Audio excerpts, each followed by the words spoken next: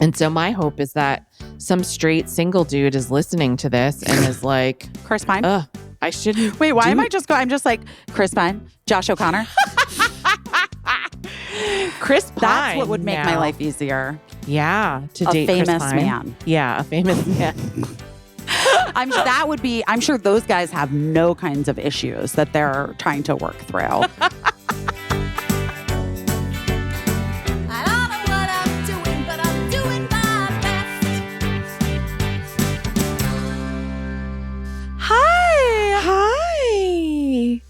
We've already seen each other all day today because we were shooting our show. We were taping an episode, everybody. So, but now you're back at the apartment and I'm here at the office and we're recording the podcast. And we have a very exciting podcast episode today. We do. Our guest is Dylan Mulvaney, who is also Caissie. Yes. Dylan Mulvaney, who we met. Sorry. I was just like, girl, I feel like you're skipping the fact that our show premiered. Yes. No, I know. I'm saying like our guest is Dylan Mulvaney today, but also like our show premiered. And also we have another new show tonight on QVC Plus. So you can see episode 2 of the talk show tonight. Guys, you've been very sweet and supportive and reaching out and telling us that you loved it. So nice. We've been working our little behinds off, making it.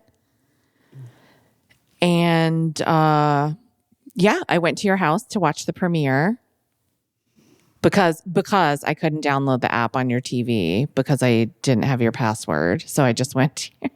Did we ever get the password, by the way? No, I'll get it at some point. We have to have an all hands meeting to get our hands on that password. We'll figure it out. Passwords, there's too many of them. Passwords. Who needs them? It's a controversial opinion, but I feel like there's too many different passwords that are needed for things. You didn't have to use to sign into your television. I mean, it's literally called the idiot box. But they're smart TVs now. No more idiot box. You need you need to be smart enough to remember your password, but I never do. So anyway, we'll figure it out. But so that's premiered. Exciting. Yeah, the show premiered. It was great. It was very exciting. What did you think of it? You know what I thought of it? We'll tell the people.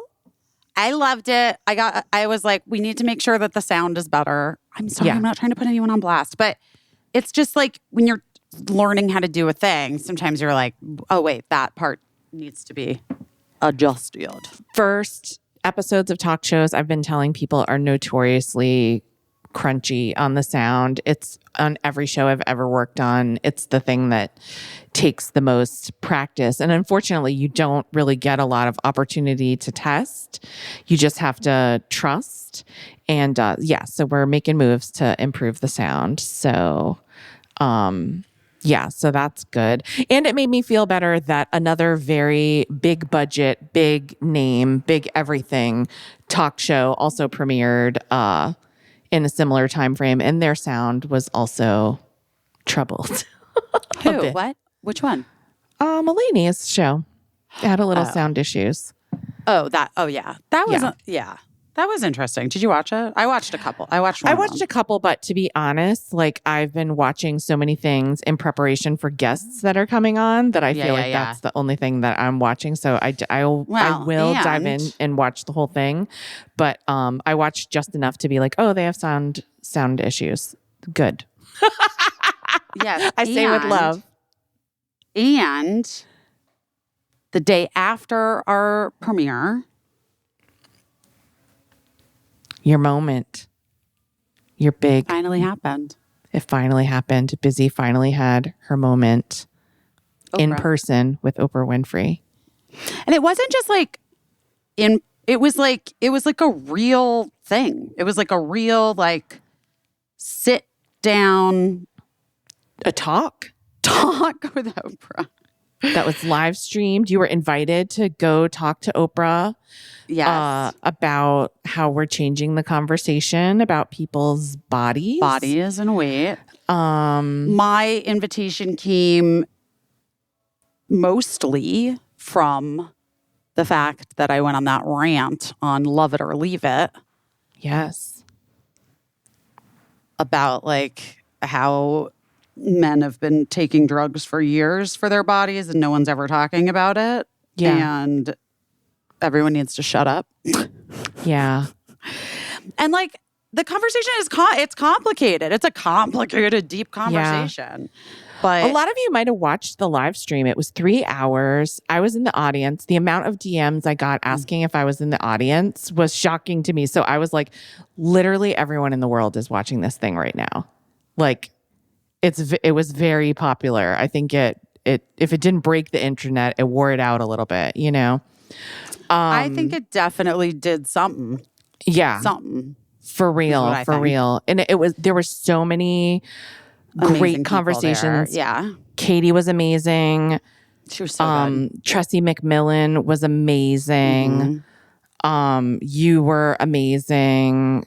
Thanks. I'm forgetting 10,000 people, but Oprah was amazing. I mean, it was great. I was thinking, because that like when Oprah signed on to be like the spokesperson for Weight Watchers in 2014, I believe it was. Mm-hmm. No, was it 2014?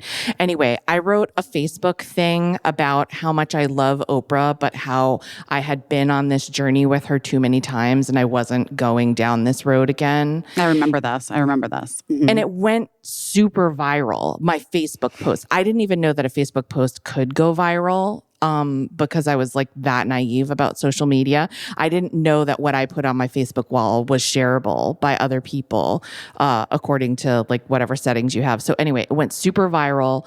And then Vox Media, a number of magazines offered to publish it, but Vox Media, was the one that I decided to work with. And so it was published as an article on Vox.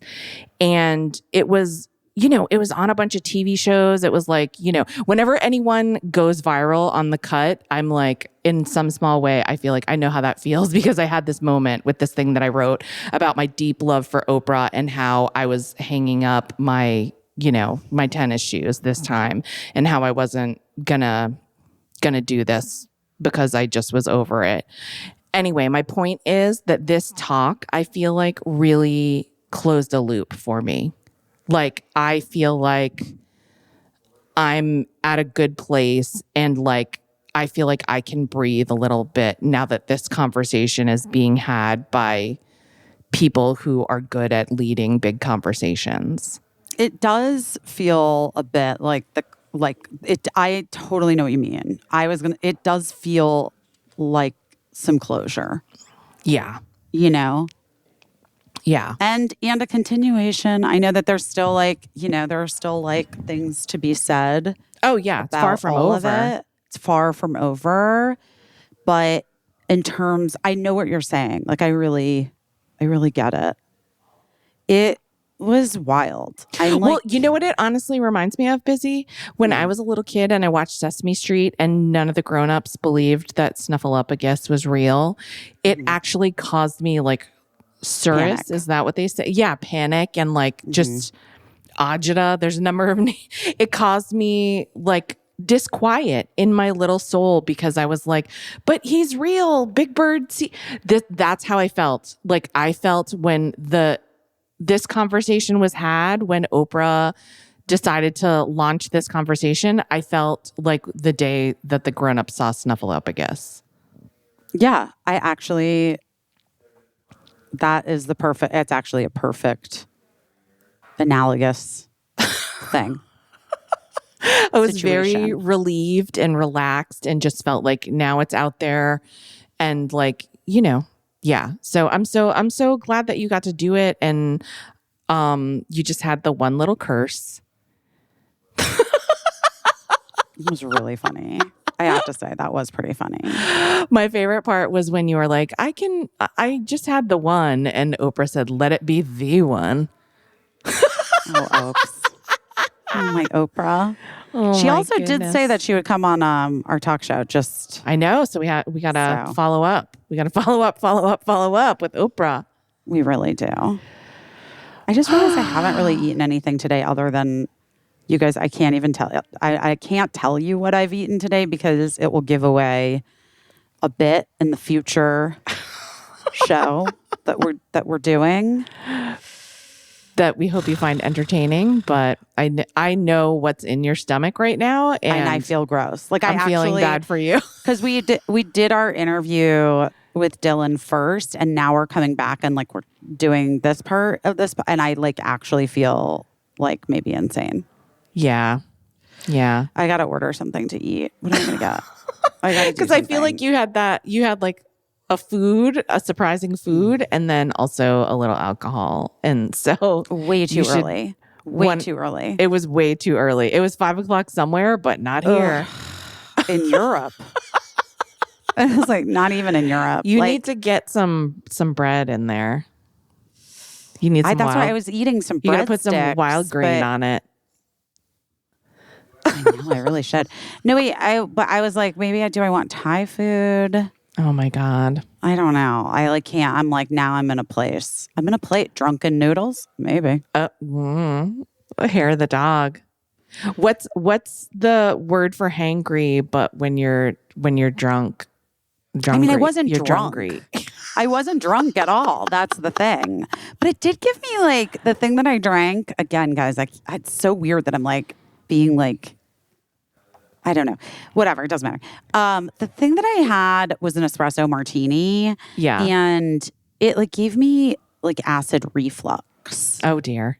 So I'm like struggling with acid reflux right now. Yeah. Did you take some Tums? I didn't. I need to but I can't decide what the fuck I want to eat. And this is really being a bummer for me. Maybe just a sandwich.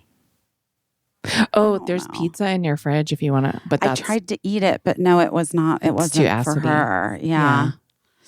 I was like, I did take a little bite of it. My husband sent me Pizzeria Uno for Mother's Day. So it's in Busy's fridge. Should we talk about the other Mother's Day? Surprise. A baby rat. Here's what I want to say. I was in Busy's apartment Saturday night, and Busy was at a wedding. Yep. A beautiful wedding, and I was trying to get some work done, and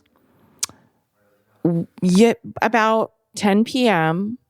I saw a rodent scurry across the living room.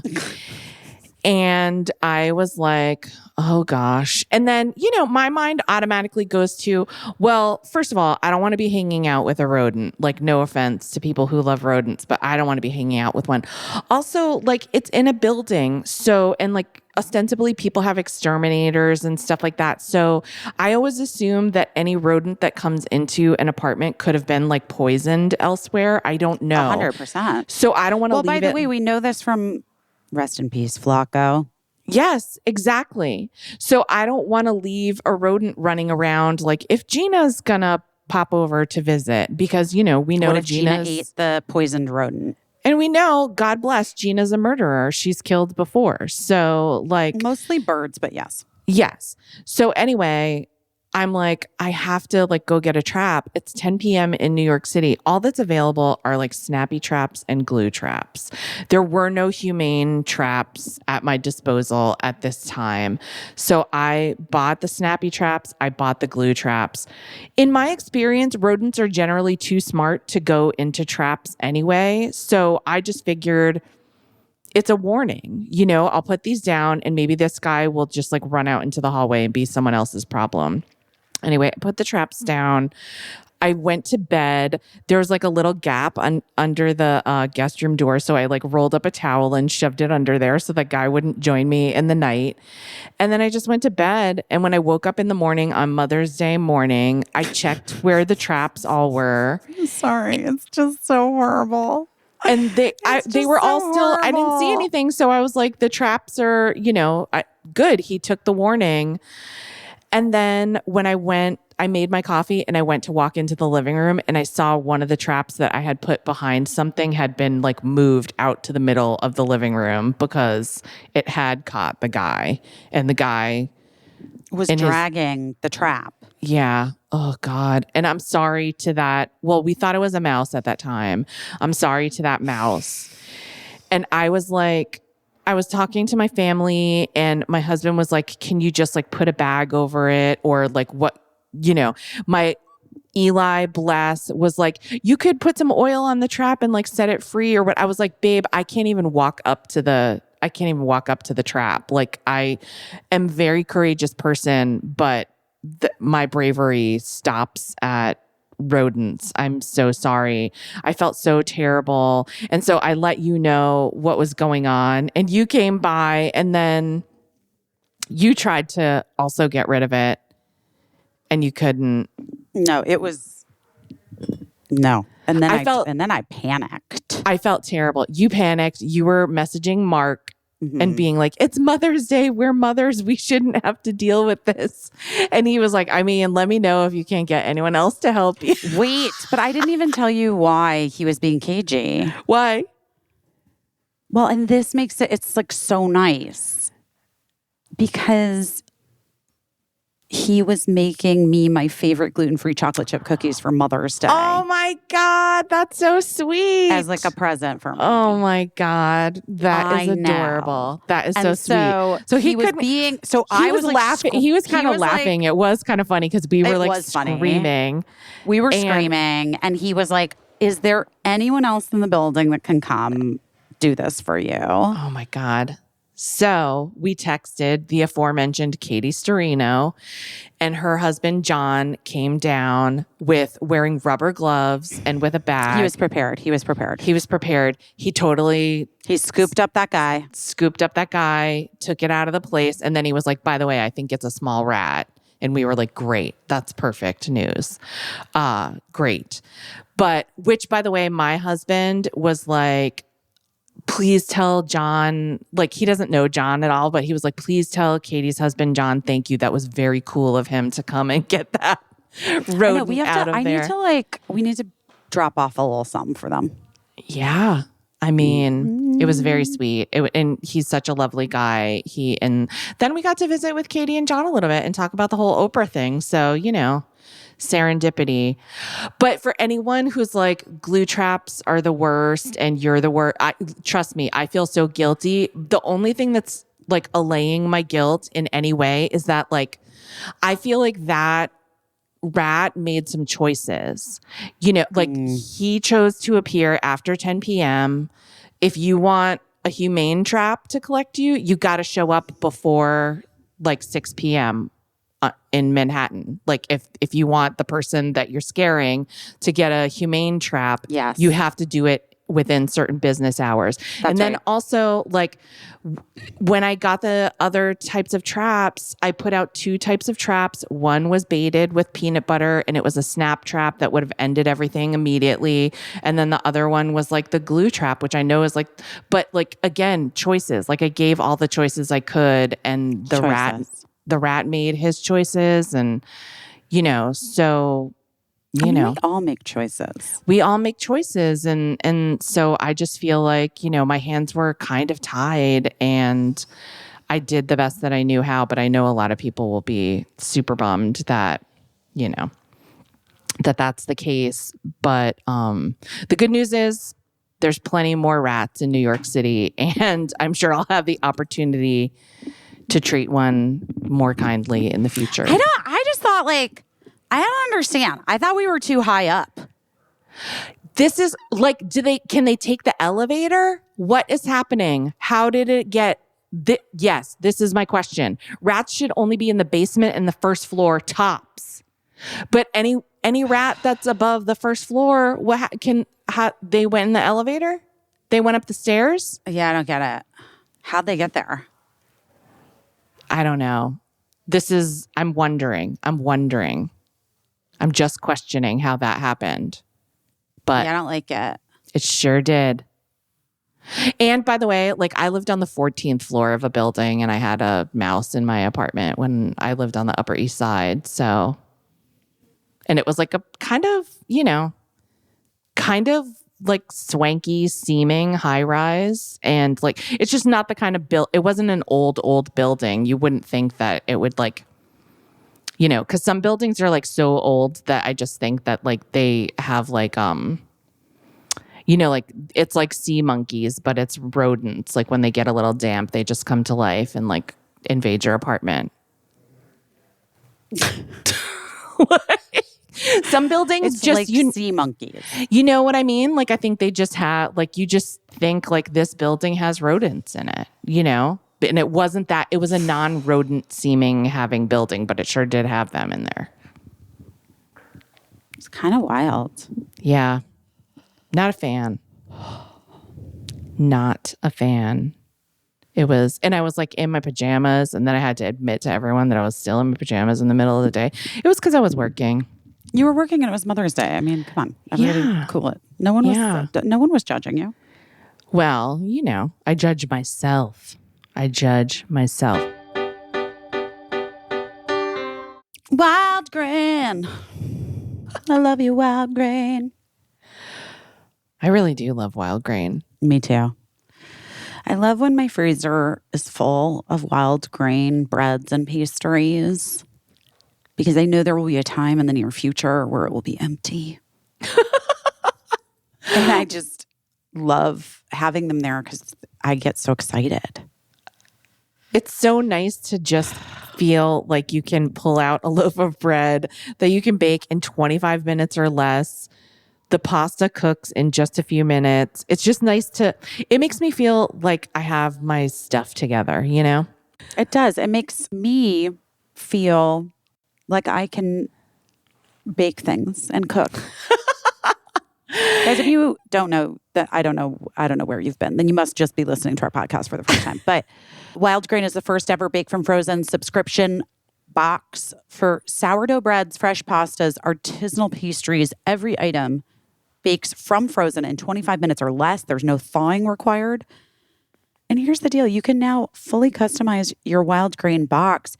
So you can choose any combination of breads, pastas, and pastries. You can even build a box of only breads if you want, or only pastas if you want, or only pastries if that's what you're into. Amazing. And it is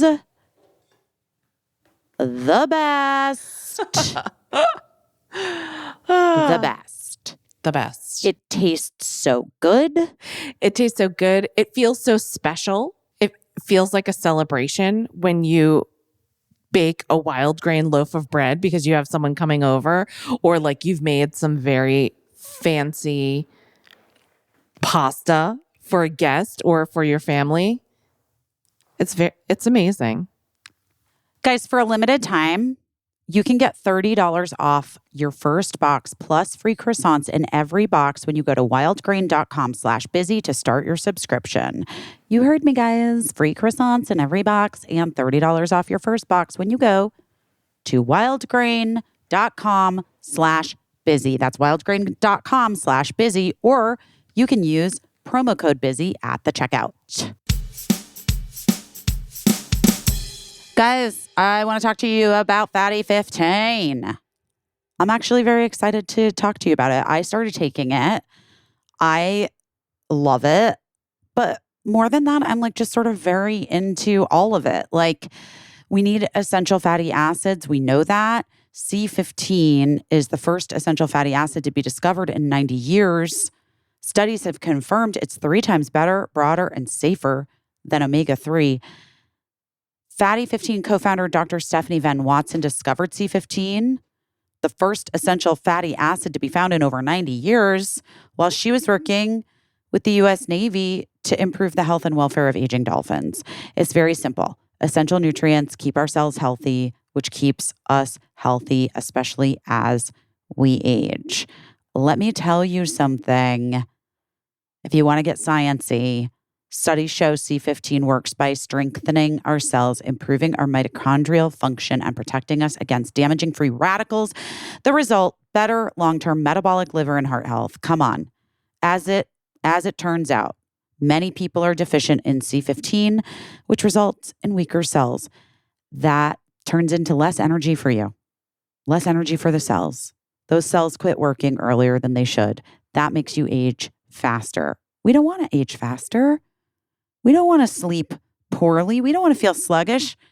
We need Fatty 15. This is a science-backed, award-winning, vegan-friendly, pure C15 supplement by replenishing our cells with that essential C15 to zero nutrient. Fatty 15 effectively repairs our cells and restores our long-term health. Go science. Listen, Fatty 15 is made from a patented, pure, and oxidation-resistant C15 powder derived from plants. It's vegan-friendly, free of flavors, fillers, allergens, or preservatives. C15 is the only ingredient in Fatty 15, 100% pure. Omega-3 fish oil supplements often go bad before they even leave the bottle. Don't talk to me about those burps, guys. Disgusting. Not great. There's exciting benefits to C15 now and as we get older. Improved metabolic, liver, and heart health, smoother functioning joints, deeper sleep, healthier hair, skin, and nails. That is essential. I've been taking it. I actually feel like I feel a difference. Fatty 15 is on a mission to replenish your C15 levels and restore your long-term health. You can get an additional 15% off their 90-day subscription starter kit by going to fatty15.com/busy and using code busy at the checkout. That is fatty15.com/busy and use code busy at the checkout. I've been seeing this guy. Yeah. And I'm not seeing him anymore. As of it was like the one, listen, you know, it happened in the middle of the Ratastrophe, I feel like. No, it was before. You were telling me about it. Yeah. I was telling you about it. But it was like, it's like one of those things where it's like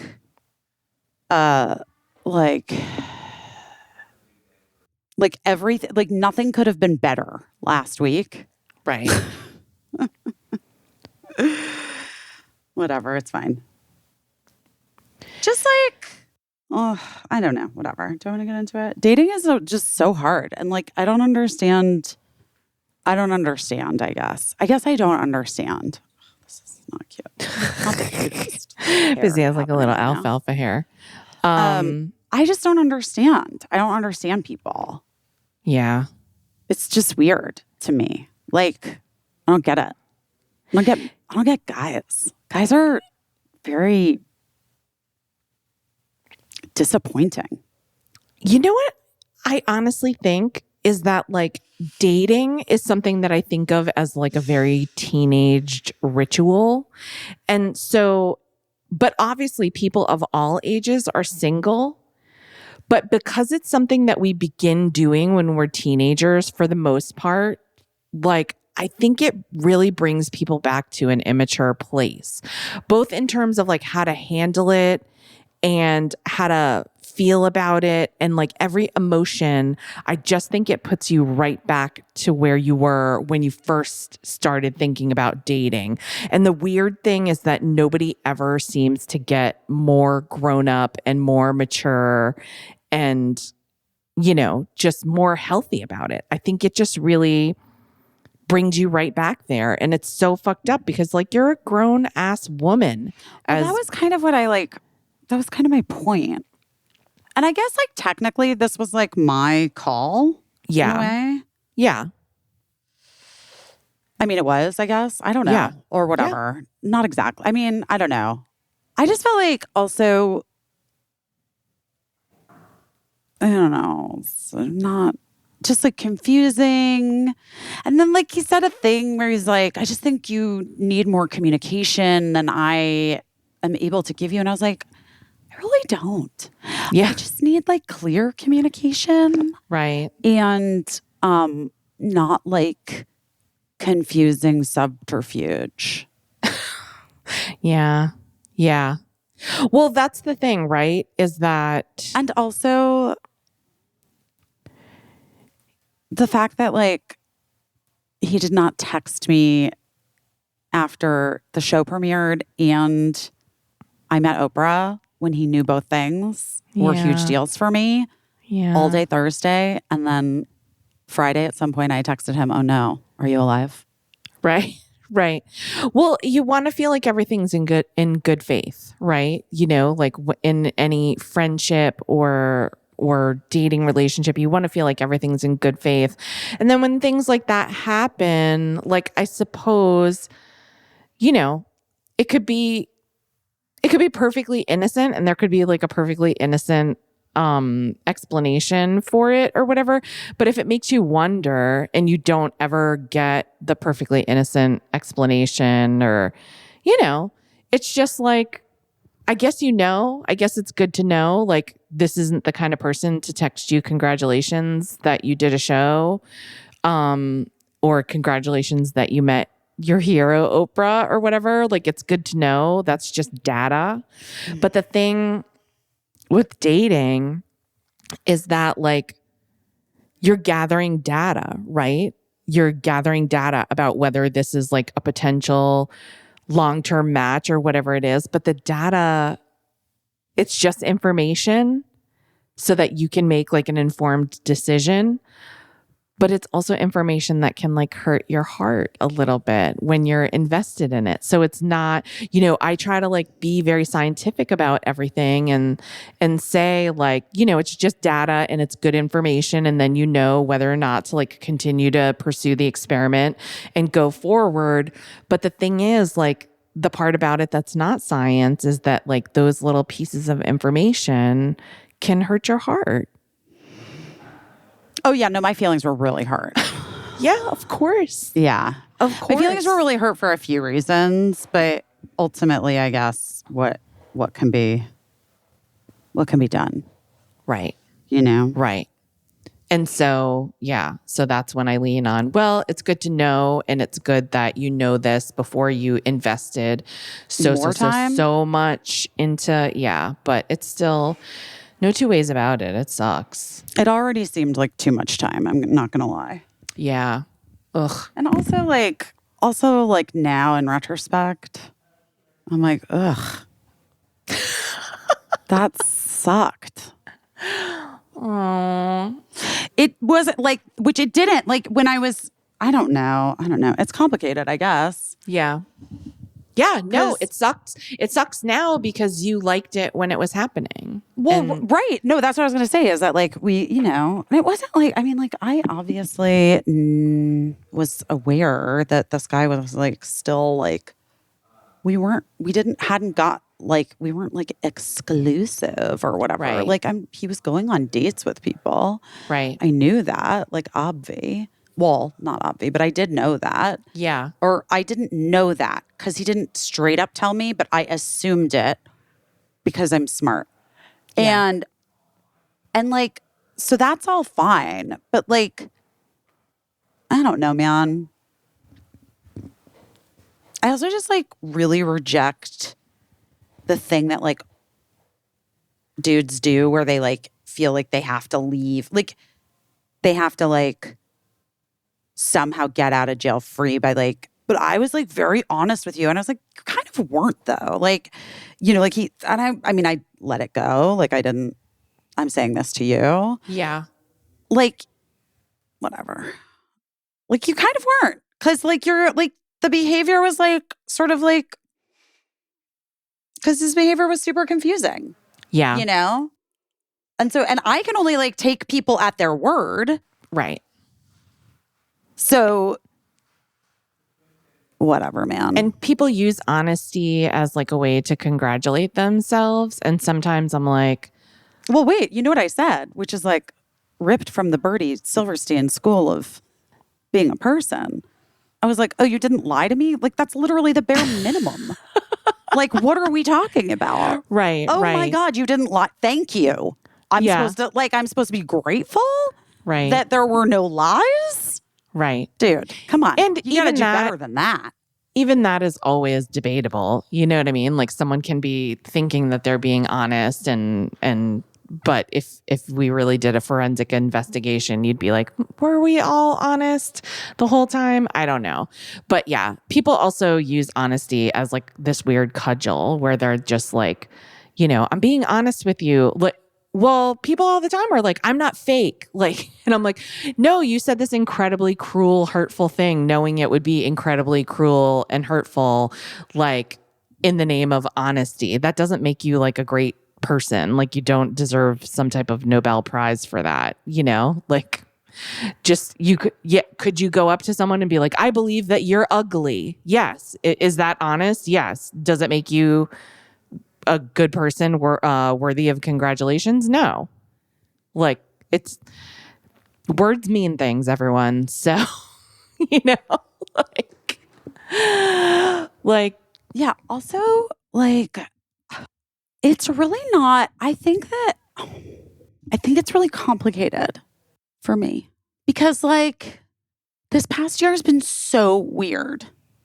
Like, so weird. yeah. You know? Like, when just right now, I just had like a time fucking lapse in my brain. And I was thinking about like a year ago right now. Yeah. And I've like tried to be and remain, and I am like open. And I just feel like in this situation, especially, I think I just felt like I thought a thing. Like I kind of just thought a thing that that's like clearly not true. Right. Obviously. And it's like, that sucks. It's not just that it sucks. Like for me, that is really fucking hard. Right. Because I don't know. Because when you have a talk with someone about like what you both want and you think that you want similar things, and then the person is like, but I don't want those things with you. Like, then you're like, well, what are we doing? That's why dating is so fucked up and hard. You know what I mean? Because it's like, well, I don't know. Like, what is it that we're doing here? Like, you want to both feel like you're going for the same thing, like you're on the same footing or whatever. And so to think one thing and then it's not that thing, then it's a bummer. You know, it's honestly like anything. It's like applying for a job and somebody like lets you take it on as a temp position and you know that the permanent job is still open, but then they're still looking, you know, even though you're like capably filling in the temp position. It's the same exact feeling, except for worse. Yeah, it's way worse. I'm sorry. I know, me too. Me too. My feelings were really hurt. I know there's a boy out there for you. Is there? We'll see. I think so. I think so. I have, you know. Well, he's certainly not. I don't want you to have to date every guy that's going to give you the business before you meet the good guy. The thing is, and like, I just genuinely feel like this is what like made me, well, the rejection is upsetting, right? Yeah. Of course, obviously, because who wants fucking that? I'm also like in a place in my life where I'm like, this is going to sound insane, where I'm like, really? You think you could do better? Okay. Oh my God. Do you know what I mean? Like, I don't mean to be crazy, but like, also like, whatever. It's fine. It is what it is. Like, just, if we didn't have such a great time when we would hang out, then I would, maybe he's a sociopath. We don't know. We don't know. You don't Couldn't know. possibly know. I mean, like, to try to figure it out would be. No, I mean, we're not going to, listen, guys, we're not going to figure it out. Bless his heart. Wish him the best. But what was the other thing I was going to say? Shit, why did I lose my train of thought? What was I saying? You were just saying. I don't have that much fucking time. Why are you wasting it? Right. Like, don't fucking waste my time, bro. Yeah. That was why I got like, and then I got so fucking pissed because I was just like, why have you been wasting my fucking time? Right. Dragging this fucking shit on. Because like ultimately, I like basically was like, it really hurt my feelings. You didn't reach out to me. You know, I feel like you've been like weirdly cagey about making plans with me. And I'm just like not That's like not my vibe. Like I don't, again, I don't have that much free time. I really don't. Right. Between everything that I do and my kids and my friends, I don't have free time. Yeah. And I really like hanging out with this guy. And I don't know, whatever. Anyway, but that thing, that hurt my feelings. They didn't reach out. Yeah. And then when we talked, and then I was like, oh, and then he was like, hey, how'd your show go? And I was like, okay, interesting. Yeah. Sure, it was good. And then I was like, maybe I can, whatever. And then I asked him if 2 different things. I was like, so I know because he was sick. Yeah. And I was like, but Sunday night, do you want to hang out? And he was like, oh, I don't know if I can. I want to see whatever. And then I was like, okay. And then also potentially Tuesday night I could do. And he was like, well, yeah, I'm not sure. Da, da, da, da, da. And I was like, okay, never mind. It's fine. Okay, bye. And that one. And then after that, I was like, oh no, this is like Mark's movie come to life. He's just not that into me. And, and then I like sent him this really long text message. And I was like, okay, well, this is it. I'm just going to call it because I'm not interested in it. Yeah. So and then we ended up talking the next day. And then it was just so confusing. Like, I just hate how fucking confusing men are. And then, because he was like, I just love hanging out with you. We have a great time. We've got great chemistry. Love hanging out with you. We had plans. I was sick. And I was like, no, I know. But then I was on the phone with you. And you literally were like, he legit said to me that Tuesday he wasn't sure because he might have to clean his apartment. I'm sorry, you have to wash your hair? Oh my Ma'am? gosh. Ma'am, are you okay? Wow. Yeah. I've been to his apartment. It's not that big. Do you know what I mean? Like, yeah. Okay, sure. Anyway, and then he was like, and then he said the thing where he was like, well, I guess if I'm being honest, I just don't really see a long-term future with you. And I was like, whew, okay, why? And he was like, because I think just our personalities, I can just tell it wouldn't work out in the long run. And I think that's a lie. I think that's a lie. And I think the truth is that I'm too old. Well. And by the way, again, fine. Just say it. Great. Well, you can't. Why couldn't he? Why couldn't he say, because if I'm being honest, I want to get married and have kids. And I've waited a fucking long time because I'm a man and I fucking can. So I can fuck around now. I'm in no hurry. Right. And then when I'm pushing 50, I'm going to marry a 32-year-old and we'll have 2 children. That's the fucking truth. Right. And you know what? Bless his fucking 90-year-old heart when his child turns 21.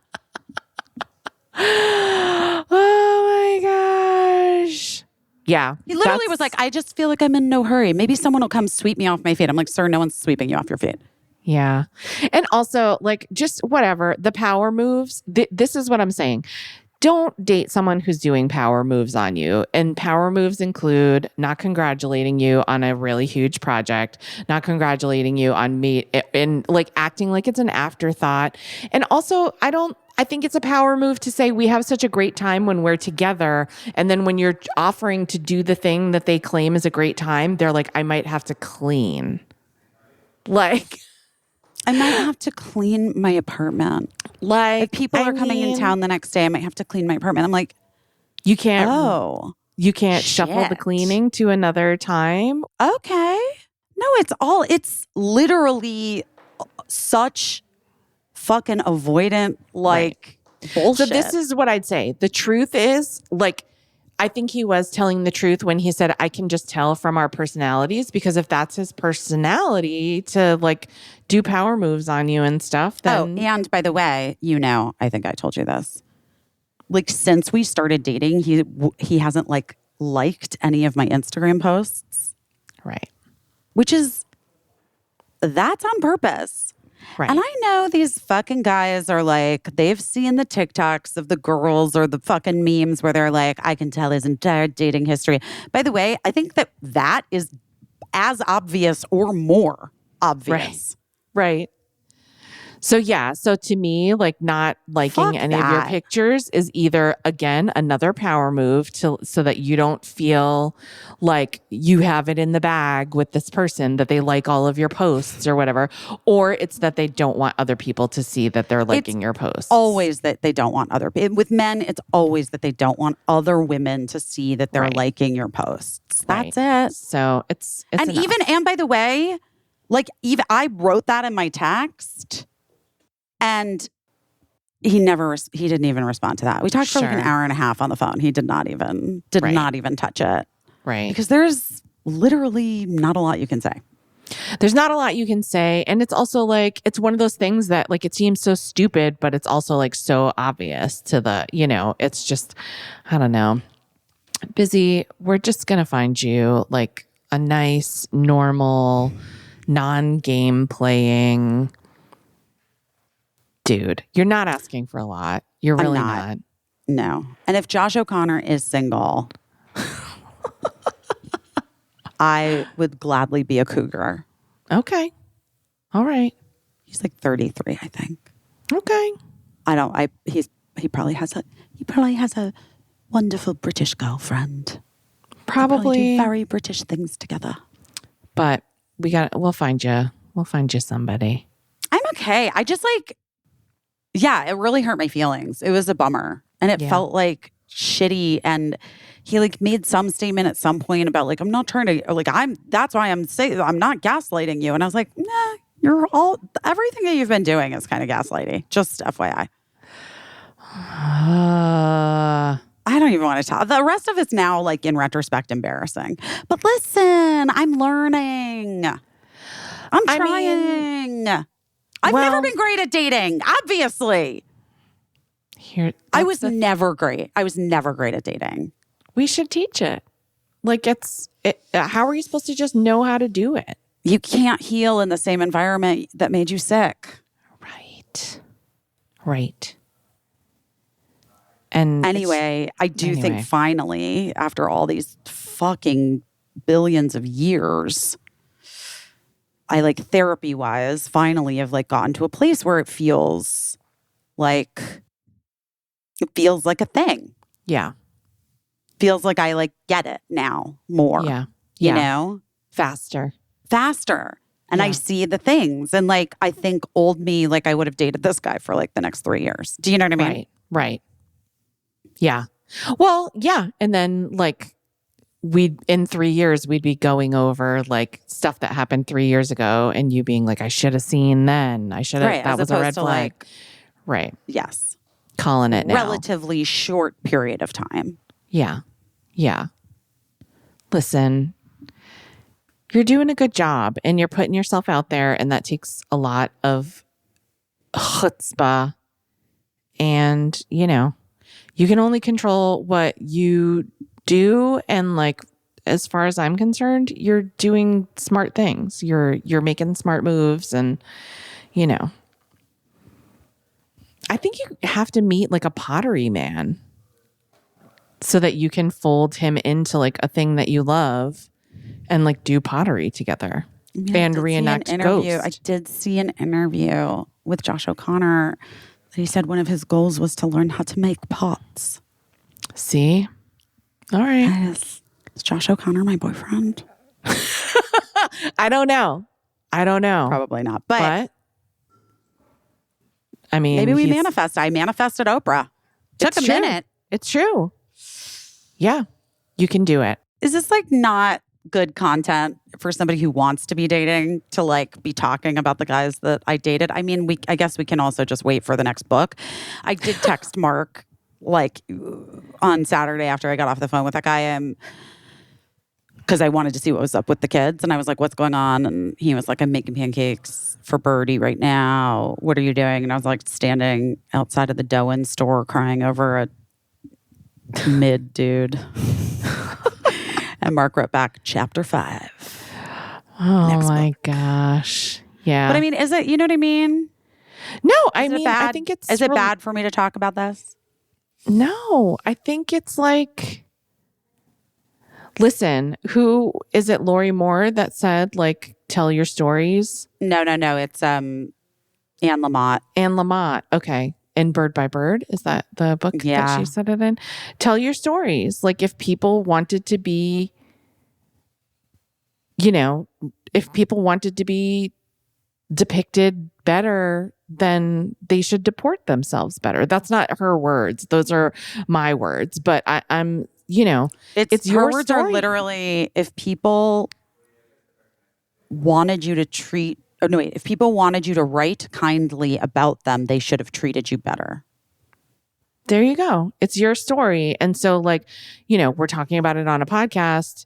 Maybe you will write about it in a book. This should not be a surprise to anyone who meets you. And by the way, he could be saying shit about you. He could be saying shit about you on his podcast, or like, moreover, like telling friends, like you have mutual friends or whatever, you know, like it's just how it is. But it's your story now, and you're allowed to say how you feel about it. You know, you're not saying anything. I don't even think you're saying anything that shockingly bad. I think it's like pretty typical, you know? And so my hope is that some straight single dude is listening to this and is like, Chris Pine? I shouldn't. Wait, why am I just I'm just like, Chris Pine, Josh O'Connor. Chris Pine. That's what would make my life easier. Yeah. To date a famous Chris Pine. man. Yeah. A famous man. I'm sure those guys have no kinds of issues that they're trying to work through. I mean, who knows? Like, the more famous someone is, like, at least they have help with their issues. I feel like sometimes. It's so true. It's so true. Also, like, Chris Pine's journey right now, I don't even fucking know what's happening, but I'm obsessed. I love it. Why? How did we not get him booked on this podcast or on the show for that Pool Boy movie that he directed, where he's wearing those short shorts all over town?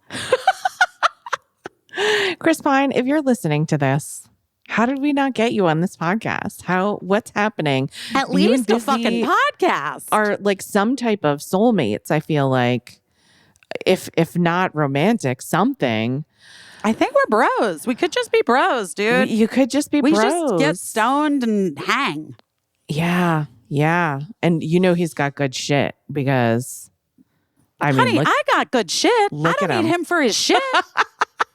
I just think he'd be fun to hang. He would be fun to hang out with, I think. I believe. I believe too. I just hope that straight guys are listening to this and are like, oh, you know what? I maybe did something like that before and it's shitty. I shouldn't do it. Because like, I think that's the best that we can hope for. That's what I've had with, you know, even my husband, who again is like a good guy, but there have been some like behaviors that have just naturally happened because growing up as like a white dude in America, like certain behaviors just get ingrained. But and also this idea like of I didn't lie to you, two things. I just want to say this, two things. Yeah. Number one, again, that is the bare minimum that you could do as a human. Lie to you with another human. Yeah. I should fucking hope not. Right. That's actually bonkers. Right. That would be a point that you would like make to someone. I didn't lie to you. I never lied to you. Right. No. But you did send me very strange mixed messages that caused me a lot of like anxiety. Do I have attachment issues? Fuck yes. Obviously, I'm trying to work through them. Which also, I was very like, at one point I was like, I just want to talk to you about this because this is who I am a little bit. And I'm like working through it. It's a lot. It's a lot. Number two is I really need to eat some food. Guys, I love you all. Wait, we're going to talk to Dylan Mulvaney. And Busy's going to get some food. And then get some food. And then we'll see you at the end. We'll see you at the end. Here's Dylan Mulvaney. Oh, BetterHelp. This show is sponsored by BetterHelp. Guys, you know how we think about therapy? We think about it as a thing that you should do. when you're under a lot of stress. We think it's something you should do when you're not under a lot of stress because honestly, therapy helps give you the skills to have positive coping skills, how to set boundaries. Guys, I wouldn't be where I am today without therapy. And therapy is really trying to help me through. So obviously, you don't have to have just like experienced major trauma or something. If you're thinking of starting therapy, but you don't know where to start, give BetterHelp a try. It's entirely online. It's designed to be convenient and flexible and suited to your schedule. You just fill out a brief questionnaire. You get matched with a licensed therapist. You switch therapists at any time for no additional charge. Come on. That's kind of an amazing deal. This is the thing. If you're thinking of starting and you don't know where to start, you're like, I have like a tricky schedule. I have my kids, blah, blah, blah, blah. BetterHelp works with you because it's entirely online. And so that's why it's very convenient and flexible and suited to your schedule. You fill out a questionnaire, you get matched with a licensed therapist. You can switch therapists at any time for no additional charge. Anyway, guys, take a beat, take a moment. Visit betterhelp.com/busy today to get 10% off your first month. That's BetterHelp, HELP.com/busy. Guys, I don't need to tell you how gross your toilet is. You know how gross your toilet is. Also, bacteria and viruses can hang around in your toilet bowl, even after multiple flushes. That's disgusting.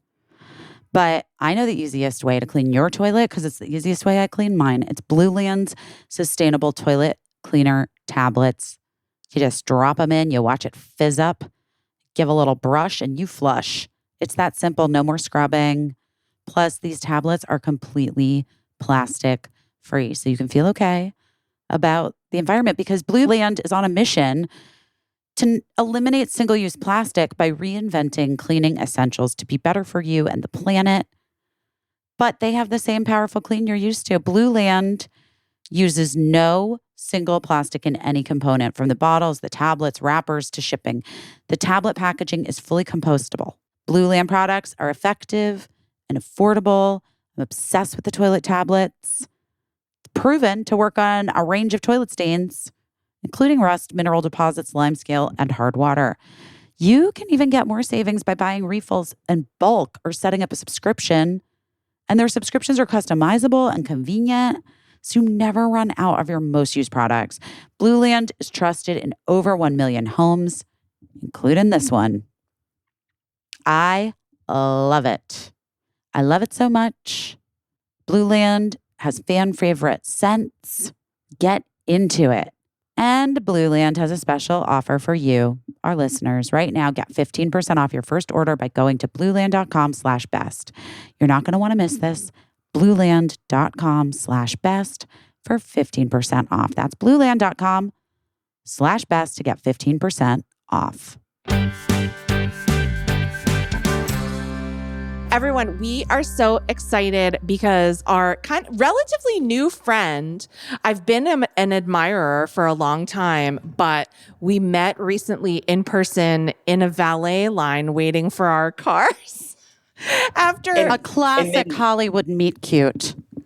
Okay, well, I will say this. I really appreciated, I'm newer to this world, in this industry. And sometimes those events can be really intimidating. And, so I was there by myself and, it's all these incredible, powerful women. And then I was kind of, standing there alone at the valet, and you were just such a breath of fresh air, and your kindness went such a long way. So I want to thank you for that. Aww. But the mortifying thing was that you were driving. And I then got in my car and was driving behind you. And we're on Sunset Boulevard, driving. And then there was a car that then came in front of me, cut me off, and then started viciously honking at your car. Oh my gosh. And right after they did that, they turned into the other lane. So it looked like it was me honking. And I I've never been so mortified in my life because I was like, oh my God, she thinks I'm probably the craziest, meanest bitch ever. Oh my God, that's And hilarious. the point where I DM'd Caissie because I was like, I need her to know that that wasn't me. And I thought I was like, there's no way I'm going to get to be on the pod now after she thinks I'm a horrible person and horrible driver. Even What's so funny, even if you had done that, I think that we would still be here talking to you today. Because it would be funny, a good story. Can I tell you, we're talking to Dylan Mulvaney, by the way. We'll have already introduced her, but we'll just say our new friend, Dylan Mulvaney. I want to tell you a quick story, maybe that will make you feel better, is that my kids, I raised my kids in Westport, Connecticut, and they went to preschool in Westport, Connecticut. Westport, Connecticut is famously where Paul Newman and Joanne Woodward lived. And one time I was taking my kids into the entrance of their preschool and a car was coming out of the entrance. And that person really honked at me and like shook their fist at me. Like, what are you doing, you idiot? And then like, as I was passing by, I noticed that it was Joanne Woodward and I kind of know her. So I Who's rolled Joanne down. Woodward? She's Paul Newman's wife. And so, whoa. So I rolled down my window and I was like, hey, Joanne. And she was like, oh, hey. And then she was like, I take it back. She didn't really. It was so funny. She just was like surprised to see me and then was like, oh, hey. And then I was like, by the way, this is the entrance. And she was like, oh, okay. But it was so funny and weird. And I was like, I love that like 2 seconds ago, she was like, moron. Oh my God. Well, in the words of Jojo Siwa, karma is a bitch. So. Those are JoJo's original words. I have to say, I feel like road rage is real, but to be honest with you, I'm so unfazed by it because I like lived in Los Angeles for so long, and even though I live in New York now, that it didn't even register to me, Dylan, that anyone was honking behind me. I'm oblivious. I'm like, that's a problem for them, not me. Unbothered. I'm unbothered, but I didn't even know that happened. And it just, goes to show you gotta know when to take things on as your own issue. Yeah. Yep. And when not to. I was so happy to meet you because I've been a fan and rooting for you for I feel like a long time, but I guess it's not that long of a time. But I guess, but you know what I mean? But it does feel like culturally your presence has had a lot of significance and... Woo, baby. You know what I mean? I still don't understand how this has all gone down. And I also think it's really tricky because I grew up I was the most people-pleasy person in the entire world. So I couldn't sleep. Well, going back to this honk, I couldn't sleep at night knowing that you might think I was honking at you. How do I sleep at night knowing that millions of people, hate me for my identity or how I show up in the world now? And that's something that I could have never expected nor wanted for myself. I don't think that, was never part of the plan.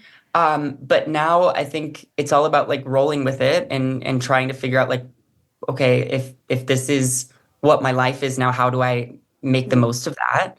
Truly, how do I do my best? And I think I still have that people pleaser in me. But I've had to let go of a lot of shit. Well, there's a lot of power in realizing that in order to please some people, you would have to fundamentally change who you are. And that's not possible. So you have to let it go. Well, and I often think these people jumping into just transness, if what they want me to do is what are they asking me of me? Is it to detransition? Because that's not an option for me. Right. So it's sort of already a stalemate situation of well, that was, can I just interject for 2 seconds? This is the thing that always is a little bit of a mind fuck for me with these people, people, with these ideas. The haters. Extremists. Like we can say the extremists, the extremists, which is like, it doesn't exist. And it's like, well, except it actually literally does. Do you know what I mean? So like, how can you say a thing doesn't exist? How can you say a person doesn't exist when in fact the person, many people throughout the history of the world have been trans. There are trans people exist. And do you know what I'm saying? Yes. And I think what's tricky about someone like me is like, I have, become far more educated than I originally was on these topics, but I still to this day operate out of like my emotions and my empathy over like, trying to deliver a point through like factual evidence, because I'm like, this is how I feel. This is what I know to be true about myself. And there's only so much I can say to try to share that with the world. And I think that it's a tricky thing to try to convince people of something that they don't want to see to be true. Well, it's also like, and this is just whatever, but like in many cases, people that want to say that something that's very true and before their very eyes doesn't exist and can't exist are also the very same people that argue for Jesus Christ. Well, things that we need to take as matters of faith and that they 100% do exist, something that no one's ever... Right. So, I mean, it's like we're really picking and choosing our arguments. And it's so fascinating to me because I grew up in a very conservative household, very Catholic. I'm still someone who is navigating their faith and trying to figure out how, like, do I have a right to a higher power? Right. Because so often it's people are trying to use that against me. And I find myself like dipping my toe in these waters that people then say you are not entitled to, whether that's, womanhood, whether that's drinking beer, whether that's singing songs about, femininity and frivolousness of fun of being a girl. I think those are all, I find myself like attempting to be the least controversial person, but then showing up by doing something that I feel really called to do and it becoming controversial. And I think that's what's interesting about like even what's happening on social media with, we see a lot of like rage baiting or a lot of people like attempting to, trigger like a large response from people. And I think some of the people could look at moments of my career or things I put out there that they might assume to be something that I was trying to like do to get attention or to like try to push boundaries. But when I look back at those things in extreme earnestness and know that like my intentions were never to try to like make people upset or it was always out of a place of joy and often trans joy and queer joy and innocence. And I think that's something that's so lacking in adults these days is the concept of like still finding things like to not be just one way or another. Like is there still a way to be innocent as an adult? It's tricky. And by the way, Hollywood break, everyone. We like to do a little Hollywood break where we inform people, and this might be something that is apparent to everyone who's listening, but you can never, quote unquote, get attention by doing anything. You can try, but any performer can tell you all you can do is put out into the world what you want, and what comes back to you, you have no control over. That's why we have to say all the time, better make sure that you love this and you would do it for free and just do it because you want to do it and you have to do it because you can't guarantee what the response will be. And so like when people make that argument, like, I don't have anything against it. It's just, I don't want it shoved down my throat by this person being a celebrity or whatever. You have nothing to do with whether you're a celebrity or not. We did that because we love you. We're the ones that saw what you were making and we're like, we love this. We want more. We signed up for all of it. And so like you can try to get attention, and like, I guess like sometimes technically people are savvy about it or whatever, but there are no guarantees when you live this life of like an artist, which you're an artist. And well, I would argue too, Caissie, that the people that artists, content creators, what have you, that actually tend to go like viral or tend to get a ton of attention, honestly, in my experience, most of them, and I think this is true of you, Dylan, are coming from real authenticity.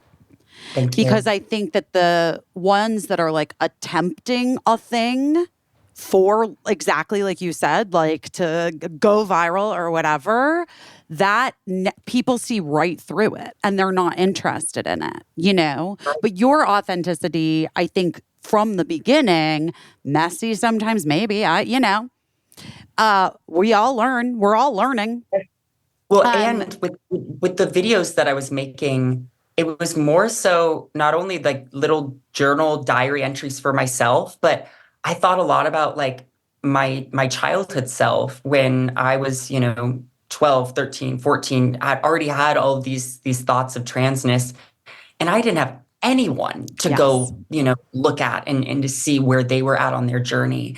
And so like that, truly thinking about like one person watching a video of mine and being able to relate to it was like worth it for me. And I think what's so sad though is that because of the response of some people, I've taken a huge step back from because it doesn't feel so safe anymore for me to put myself and my vulnerability out on display the same ways I was. So I think I'm sort of pivoting and finding other ways to share. Yeah. But it's tricky because I think that then means that those haters are winning by, it's waking up and deciding what I feel capable of and like what I feel safe to do and then finding that joy. It's tough. It really upsets me and like really makes me angry to hear you say that. And at the same time, I totally get it. I feel a lot of times similar in some ways, like for different reasons, and the issue becomes like when I disagree with people fundamentally, I can disagree with someone and not want them annihilated off the earth. You know what I mean? And what gets so scary with these people is their threats and how far they go, like that they can't see a world in which you can be you. I can have an abortion when I was, 15 and talk about it. And not go to jail. Right. And like they want, but they can't understand that their belief system is just that. It's just theirs. Or like even that they might be wrong about something. Right. Well, and I think a lot of the responsibility also falls on these, what I've found to be extremists that push a very heavy agenda surrounding me or the trans community, on, rather conservative news stations or their platforms or podcasts, and basically like prompting their followers to then go and attack. And I know that it's not, some conservative journalist isn't going to show up at my house, but one of their followers might. And that's really scary to me. And I think that's what I've realized when I put things out there that that there is a level of responsibility. And that's what makes me sad that the hate that gets pushed. But I feel good now. Like, I've figured out how to make the most of it. And honestly, with all the horrible things that have kind of got down, I'm now trying to like use them as a way to make things better and have conversations that I never thought I was going to do, or going Great.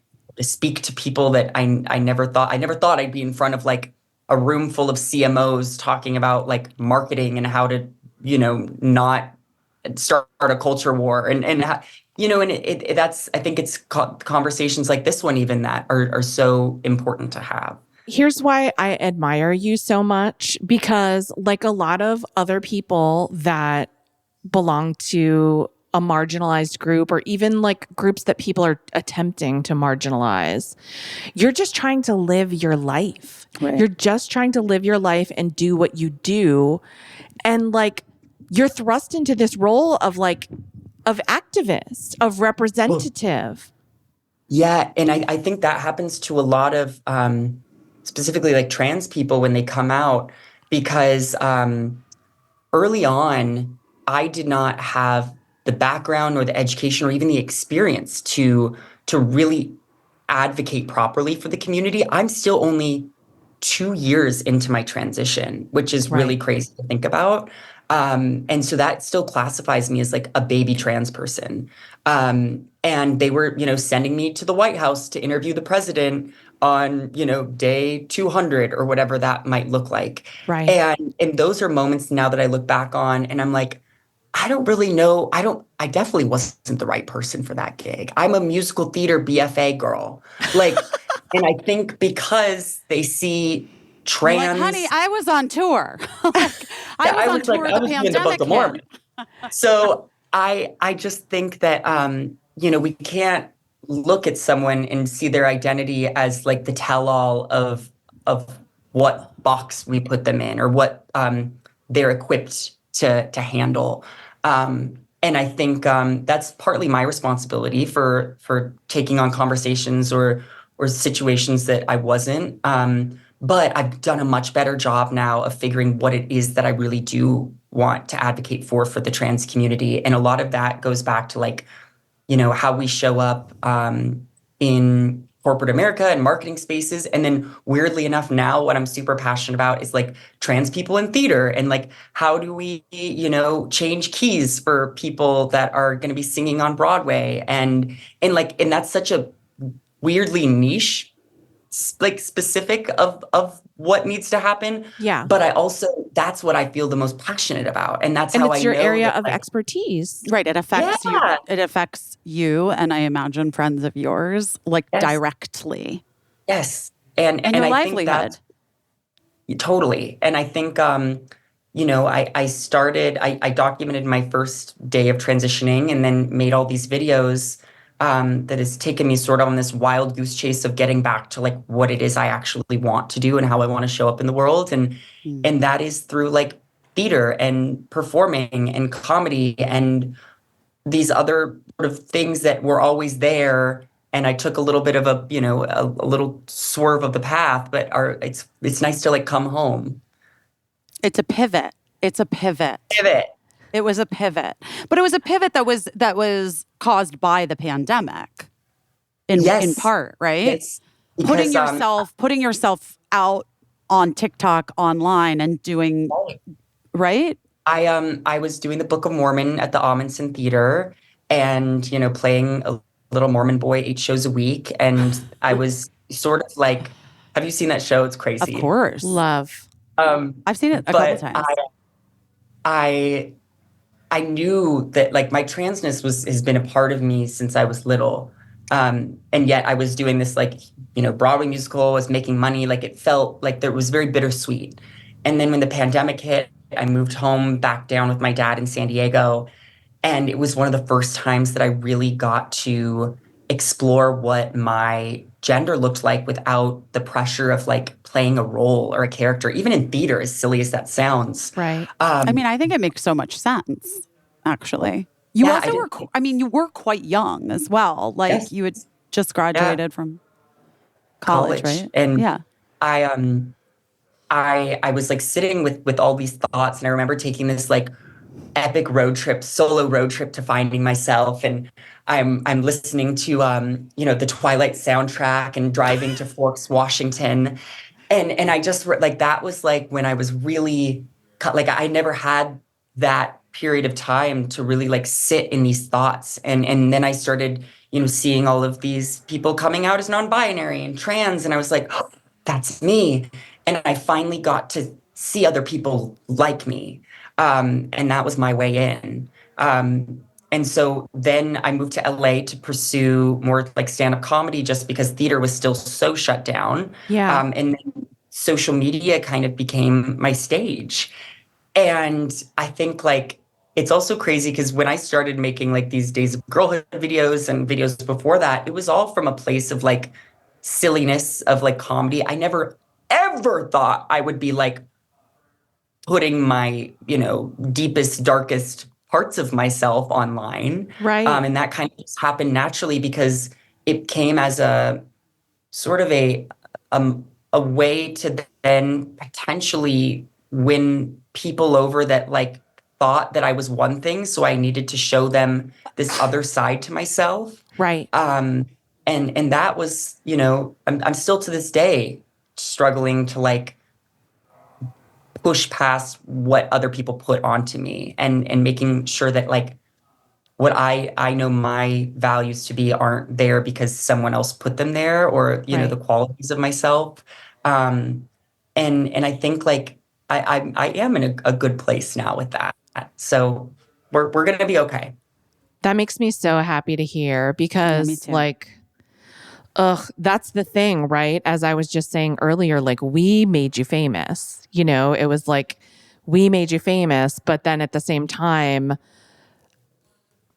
it's such a weird situation to be in where people's love for you actually puts you in a position where you feel the heat from people who maybe don't love you and don't know you. Well, and that accessibility is interesting too, because I think when I always assumed that if I was going to be known in this world, it would be like as a character in something, or like I talk about it like Broadway level famous is Yeah. so attractive to me because you got a few followers, you get to sign playbills, People wait for but you then at the door.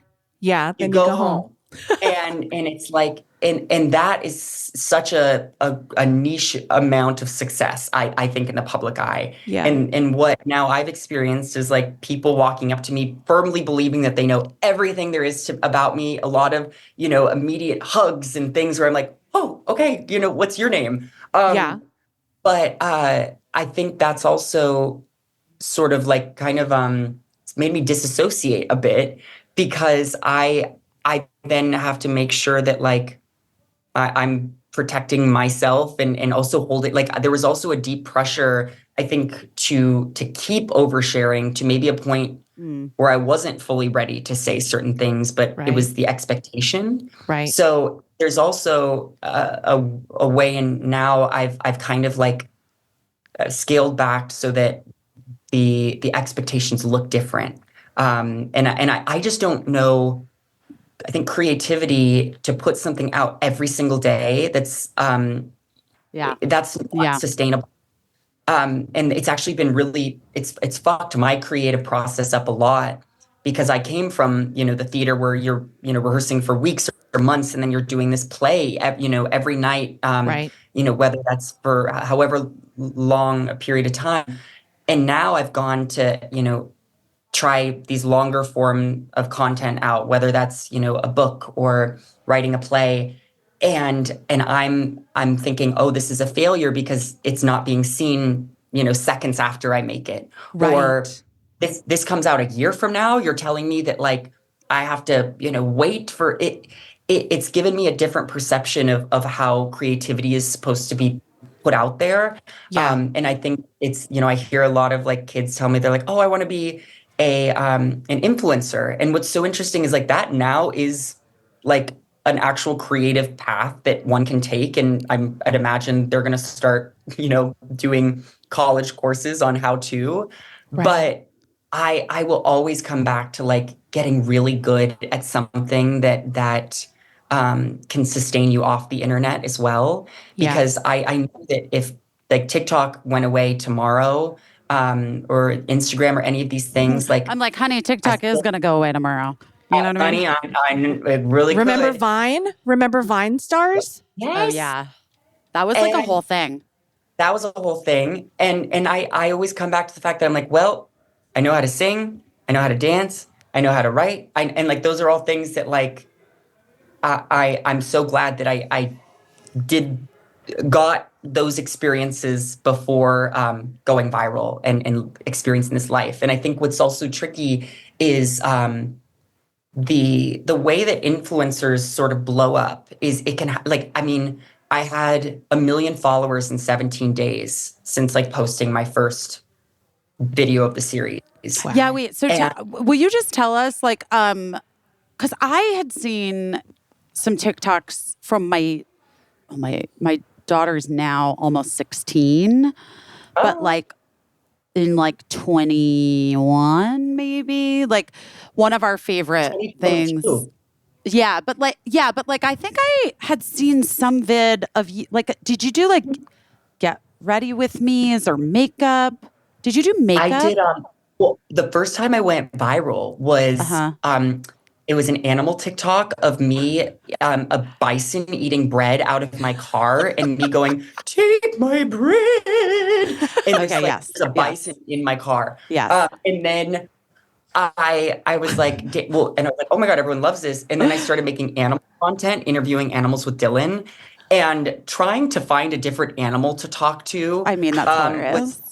It was very niche, and it was also very complicated to try to, but I'm thrifty. I mean, I was working with the San Diego Zoo and, doing all like, and then I started to, when I was for about a year before, transitioning to womanhood, I went by they, them, and I did little It's a They video of the day, sort of segments. So I had a little digital footprint, and I had, done Book of Mormon, but and that is what's so interesting too, is like you can try a lot of different things, and it just takes one of them to be the thing. 100%. Well, by the way, Dylan, I just want to tell you, way back in when your mother was pregnant with you, I remember when I was like starting out in this industry, someone saying to me, "You know how they get you, right?" And I said, "What do you mean?" And they're like, and she said, "It only takes one busy to change your life. So you keep going because you know that it could be the next one." Well, it's like gambling. But where you're like, I just have to win one time. It's just one. It takes one to change your life.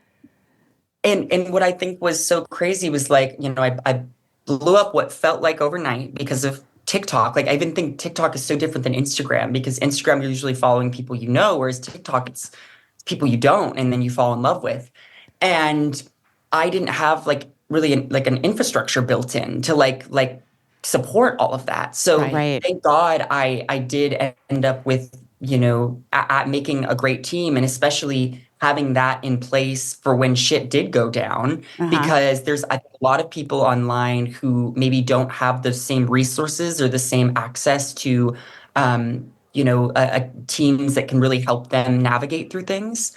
But speaking of that, do you feel like, sorry, but wait, do you feel like that was able to be in place because you already had this like burgeoning theater career, so you had like sort of inroads to Hollywood-ish people or something? I think it was a lot too of like, I spent a long time trying to convince people that I wasn't just this one thing that they saw me to be, and I still am trying to I'll post a singing video and people be like, I had no idea. And I'm like, I've been doing this and you just have to go like, oh, well, here you go. But I think back to you talking about that one thing, I think it's then scary to, say that you did a rom-com was your first big thing. And then you're like, oh shit, I need to go do another rom-com because that's what people want from me. And I was making these videos about my transition, and I was like, this is what they want from me. This is what the algorithm is telling me is successful.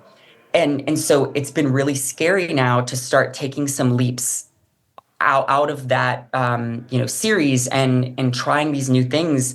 And when I do, a lot of the times it's greeted with like, oh, this isn't what we signed up for, or this isn't you. Like, I remember the first time I cursed in a video and people were like, oh my gosh, like how could you? And I was like, honey, I'm like a truck driver in my house.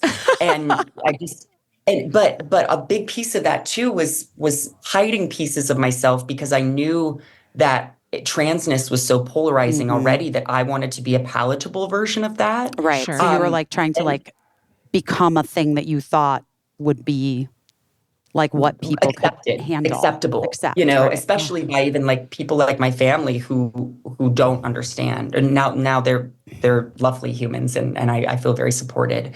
But I then realized that no matter what I did to try to be this palatable trans person, it was never going to be enough. And so I think really last year was this shift for me of like, oh, I played by their rules and I still lost. And so now I'm going to play by my rules and show up and do things that make me happy this time. Yeah. And I'm doing a play in Edinburgh this year, a one-woman show. Like at Fringe or yeah. That's amazing. Yes, that's amazing. And that for me is like creatively terrifying because it's raunchy and fucked up and talks about a lot of things that I haven't online, but that's for me. And the 200 people that come to see the show and not the 2 million that would maybe normally see a video of mine. Right. But I think I'm more excited about making those 200 people feel something in that moment versus like trying to condense it to a 60-second video. I think that's so incredible. And you're writing it as well as starring in it. Yeah. Yes. Are you working with someone who's like directing it, or do you have like, what do you do? Yes, How is that working? So we haven't announced the full creative team yet. Okay. But this is but I am like genuinely so excited for you. That's really great. Thank you.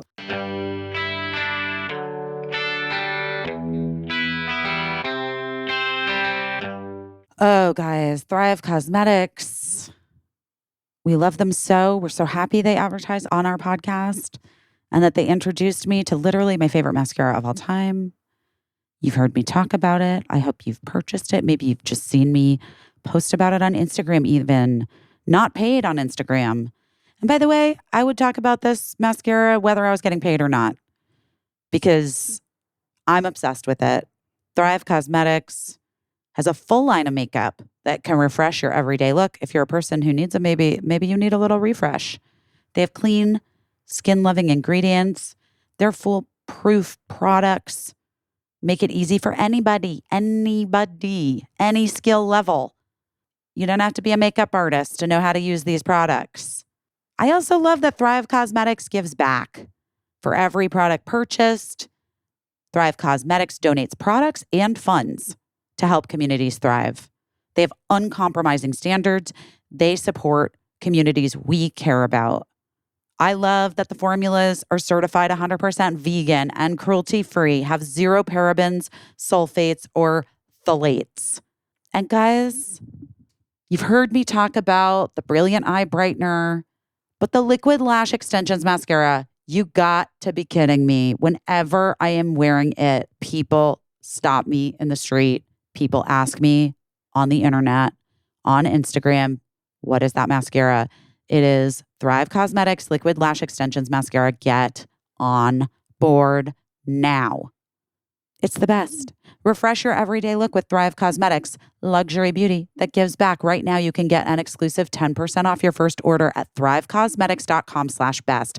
That is Thrive Cosmetics, CAUSEMETICS.com/best for 10% off your first order. I don't know about you. Sounds like a deal to me. Go get my lashes. I was on the cover of Real Simple magazine and they asked me to do these little like quick fire answer questions about home stuff. And they asked me top sheet or no top sheet. I'm top sheet. I love a top sheet. I think it's important to have a top sheet.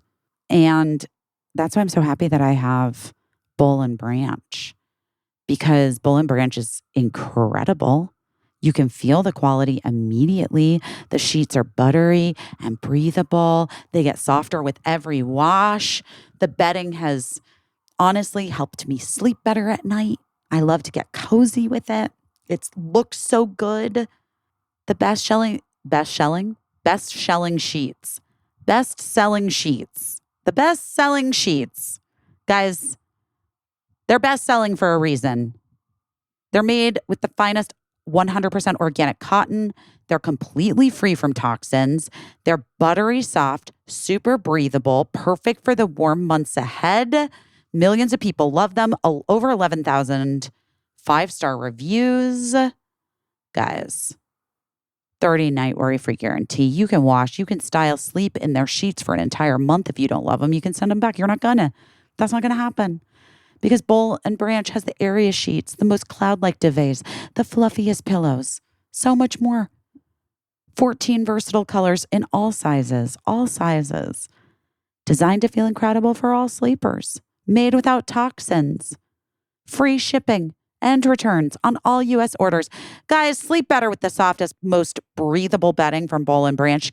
Get 15% off your order when you use promo code BUSY at bollandbranch.com. That's Boll and Branch, BOLLANDBRANCH.com.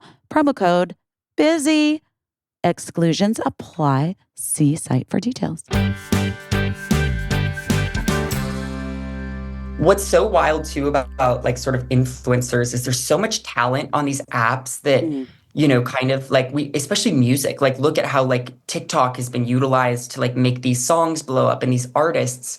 And I do think like what I love about my come up with influencing has been that now I can advocate for talent and be like, no bitches, we actually have something to offer in these other spaces. Yes. But I will say there's like this changing of the guard happening. Like I even felt it, early on when I was like looking for reps and everything of like trying to get people to sign off on you can be tricky. So I think it's like constantly, just proving yourself onto the next space. Right. And also it's complicated because people who are like in the positions in our industry, in the entertainment industry, like agents and people who are in studios and stuff, like they're driven by the thing that worked best last.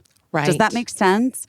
So like, they're like, we need you to have more of an online presence, a TikTok following, and then a young performer will get a TikTok following, and then like someone in the music industry will be like, but you're really a TikTok artist. We're not going to sign them because they're really just a TikTok. And they're like, but you told me that I needed to, like, I hear this from young performers, like that the Speaking message. of, like, I think of like Renee Rapp and 100. honey, she's been a friend of mine now for like probably 5 years. And in watching both of our sort of come ups that have been very different, but what amazes me about her every single time is that she does it her way and she knows her audience so well that when she speaks, when she performs, I know that like, sure, she might have gotten some guidance on how to navigate something, but I actually think it's coming from the most authentic place. It makes me want to be the most epic version of myself. I think that's true. I think that's true. And I think it's a secret that a lot of people can't access. Like they like can't actually do it for themselves. Like they can't show up authentically. They doubt themselves because they think, well, but these people are experts and they're telling me to do this one thing. So I'm going to do this one thing. And what is so brilliant about watching her is that she's like, no, fuck you. I'm going to do it. This is what I want to do. That's what I love about her, because you know what she knows that's so smart. And for someone her young age to have known this for so long is that whenever anyone tells you, be careful, you're going to alienate some people, she recognized from the jump, when you alienate one person, it also means you do the opposite of alienating to someone else who understands and gets what you're trying to do. Right. Yes. Mm-hmm. So every time you do something that someone tells you is going to turn someone off, it's also a huge turn on to someone who needs someone to talk to them. Yeah, well, and that's like I look back at, the brand campaigns that I did that got so much backlash. And it's like, by these brands hiring someone like me, that is appealing to a very like a group of people that need to see themselves in marketing, and like small, like I think of little Dylans of the world, and that are like, oh my God, this is so epic. And while there might be some people who can't connect to someone like me, the fact that then a brand would abandon working with like a trans or a queer person just to appease this other group is so crazy to me. And I still don't understand it. And it's driving me nuts. And people are so scared. Like, I think everyone's operating out of fear. And I still am too, in many ways. And that's the saddest part, is like, I feel like for so long, I was this Renee of like, oh, I'm making videos, I'm saying what's on my mind. And then because of the response of what that ended up being, it becomes so much harder to show up in those capacities and to really be bold. And it is a muscle, because I remember I felt very like kind of uncomfortable about like talking to a camera. And then I did it every day, and it was like second nature. And then once you do scale back a little bit, it's like, oh, like you have to, it's like, I guess, like riding a bike, but damn, I mean, I need my training wheels again. Yeah. And the thing that bothers me so much, you're talking about this one particular campaign where you had been hired to be a spokesperson for a beer company. And, beer is like red-blooded American, people think that it's for them and not for other people. And so people took great offense to you being hired as a spokesperson. But like, I wasn't surprised. I'm bummed out that I wasn't surprised by the reaction. What really bummed me out, though, is that, like, I always just wish brands would take a beat and say, well, let them be offended for a minute. Let them, and then, like, chances are they'll probably come back around to liking beer, like.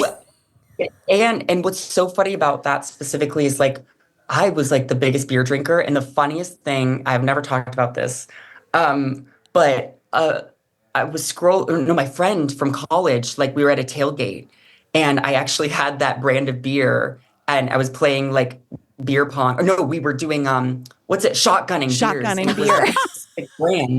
It was that specific brand like 7-8 years ago. And I was like, okay, honey, I've been a lifelong customer. Right. And like, it's just something like I think as a trans person, I'm entitled to enjoying higher power. I think I'm entitled to country music. I think I'm entitled 100%. To beer. I think that, it's just sad. It's sad in a lot of ways. Yeah, I mean, especially it doesn't make any sense either. Like if you're trying to speak rationally to these folks, like your affiliation with this beer brand in no way should impinge on anyone's enjoyment of the brand. It should just have nothing to do with, but this, you know what I mean? This is the whole thing. Like the way that those people, the haters, let's call them the haters. The way that these extremist people are choosing to live their lives, raise their children, how they are in their homes, doesn't impact me one fucking bit. I don't care what they buy. I don't care how they raise their kids. I don't care if they don't let their children. I mean, I think banning books is insane, but like, obviously, whatever. If you don't want that book, don't get it. Fine.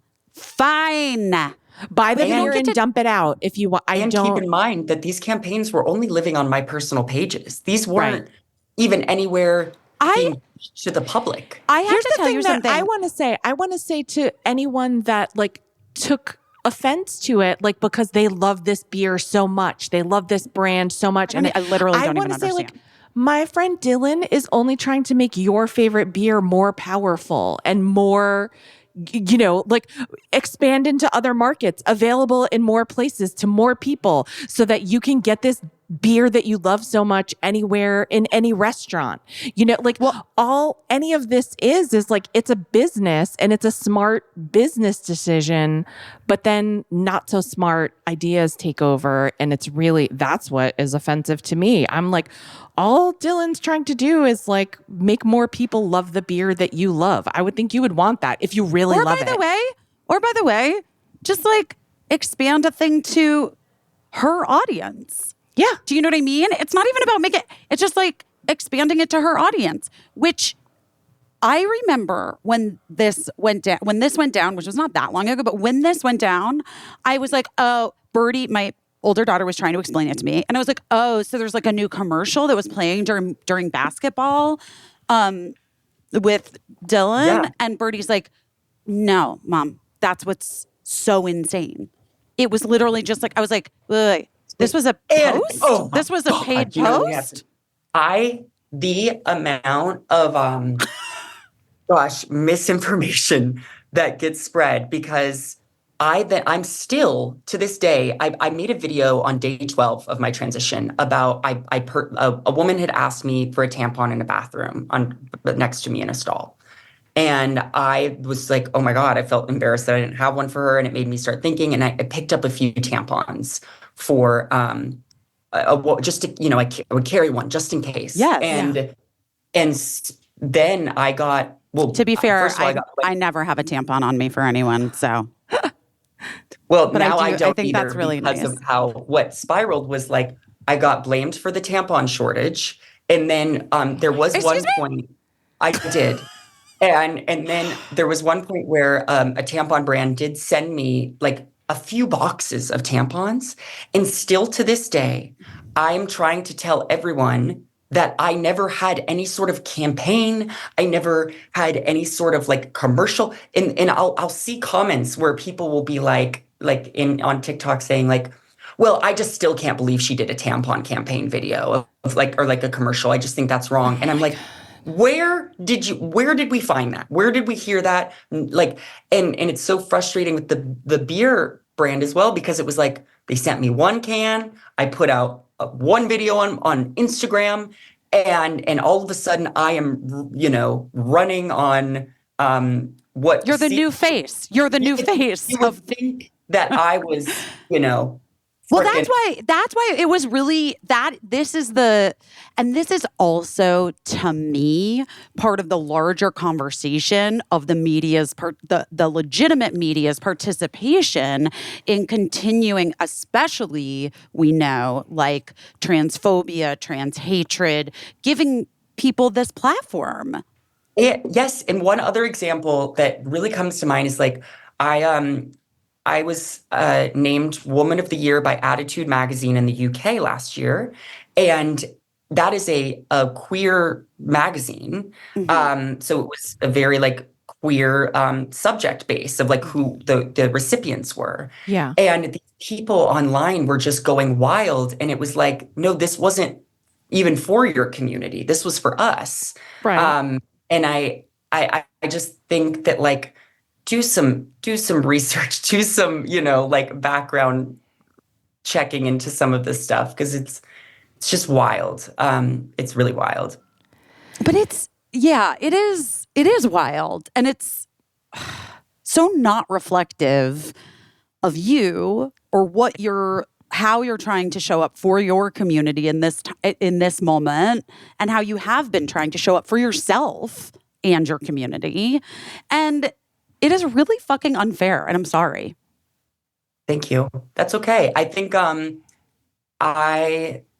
have like what's good is that like I think I've always been like one of the most optimistic people, but I think I have a better sense of reality in a way that I needed, because I think there was a level of like optimism and I don't want to say toxic positivity, but in a way that wasn't so grounded in what this world currently looks like. And there was like I think rose-colored glasses can be appropriate at times, but not all the time. For sure. And it just challenged me to be more prepared for and I honestly, I was just thinking last night about how like I don't have expectations anymore of like how people are going to show up because I've seen it go so south that now I almost, when somebody does something right, I'm like, oh my God, that's amazing. And because I didn't put the expectation there, Right. I put expectations on myself still.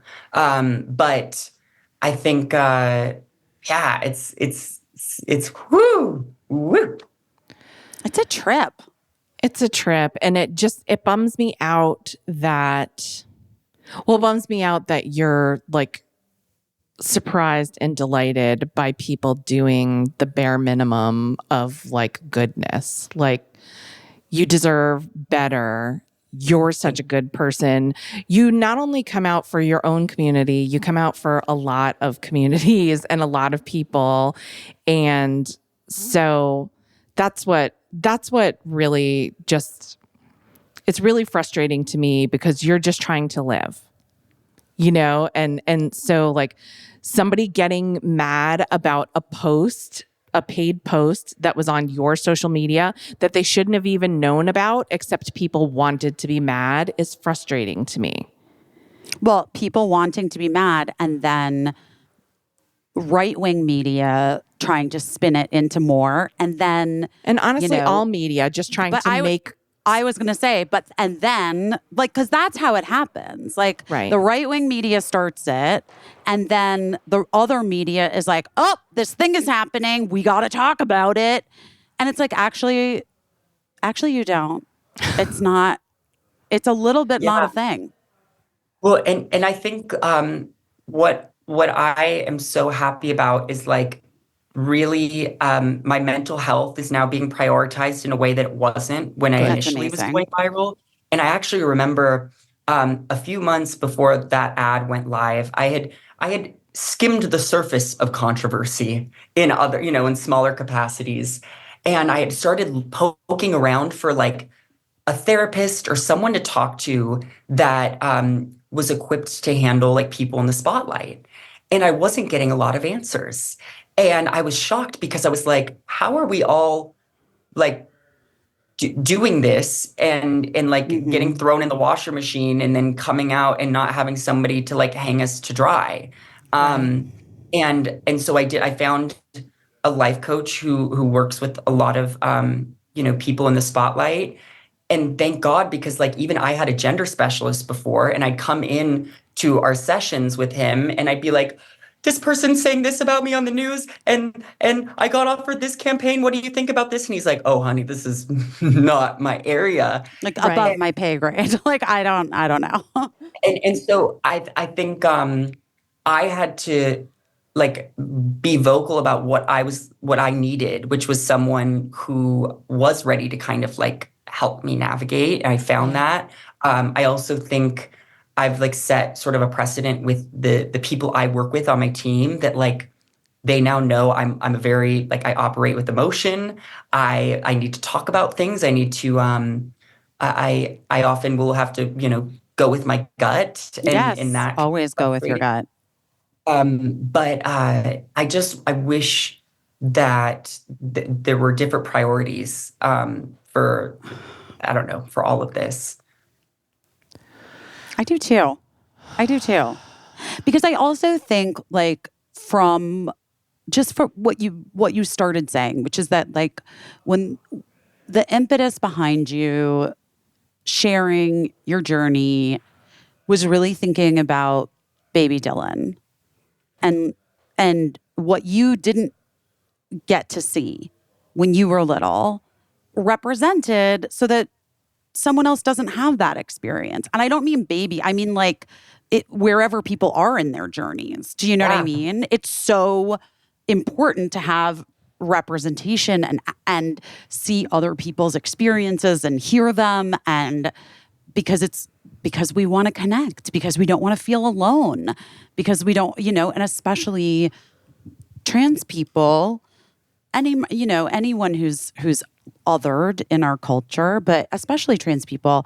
And here you are, like as a storyteller, as a person who's like empathetic and open, just trying to express your experience as it's been happening to you. And it happens to be at this like crazy time politically I have a question for both of you.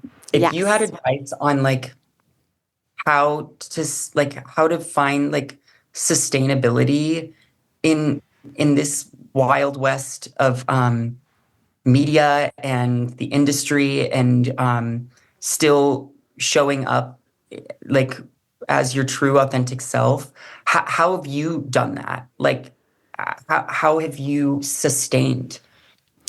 I think it's so important to remember that what got you where you were during the best times is really you.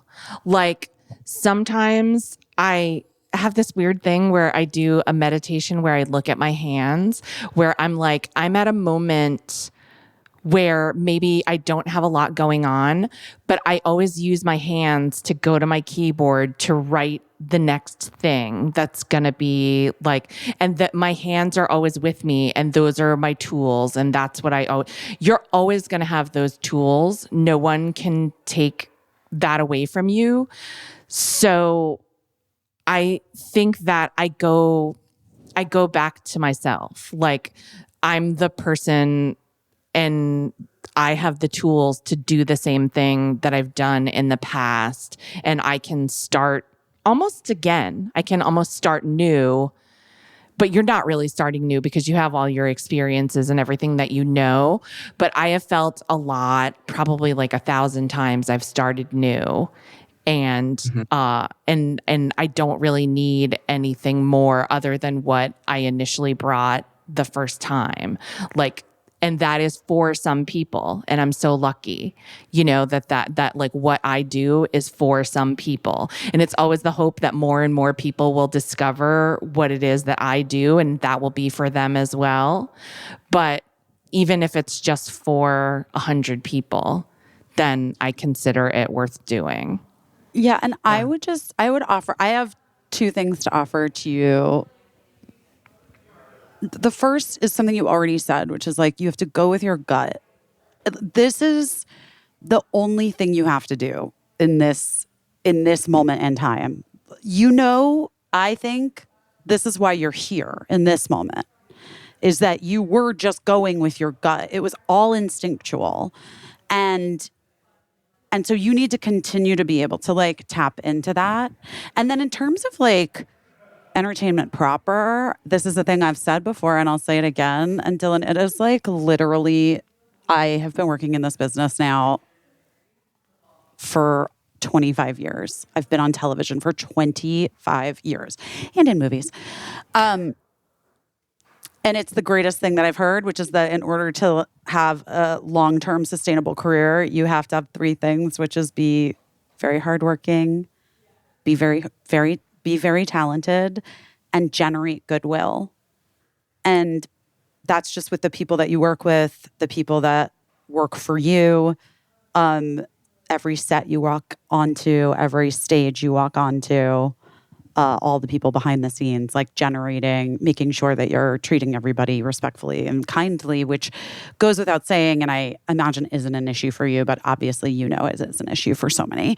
Well, it's not. I mean, just from us meeting you, like I automatically know that you're like the most welcoming person. Yes. And, that you were so kind. When we did that thing that you said kind of makes you disassociate, where we're like, oh my God, we love you. We love you. You were so kind, because it's like, listen, I'm always like, I need to tell Dylan my embarrassing thing. Tell. Because I don't think I told you this.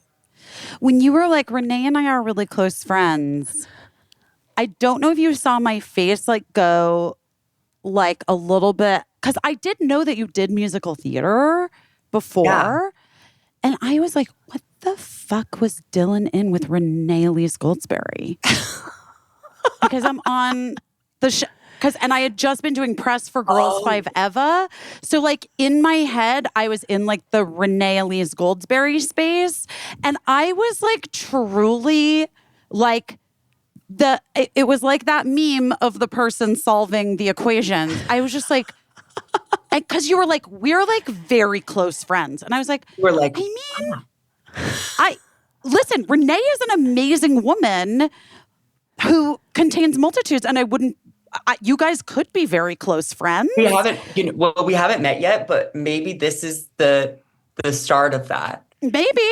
I but hope then so. when it like clicked that you meant Renee Rapp, not Renee Elise Goldsberry, I was like, every part of me relaxed. And then I was like, oh, now I can just talk to you. In the car, she was like, that makes much more sense. She was like, I understand now. That makes much more sense. Yeah. What did Renee? Because Hamilton, how old is Dylan? You're like, I don't think understand. Dylan was in Hamilton.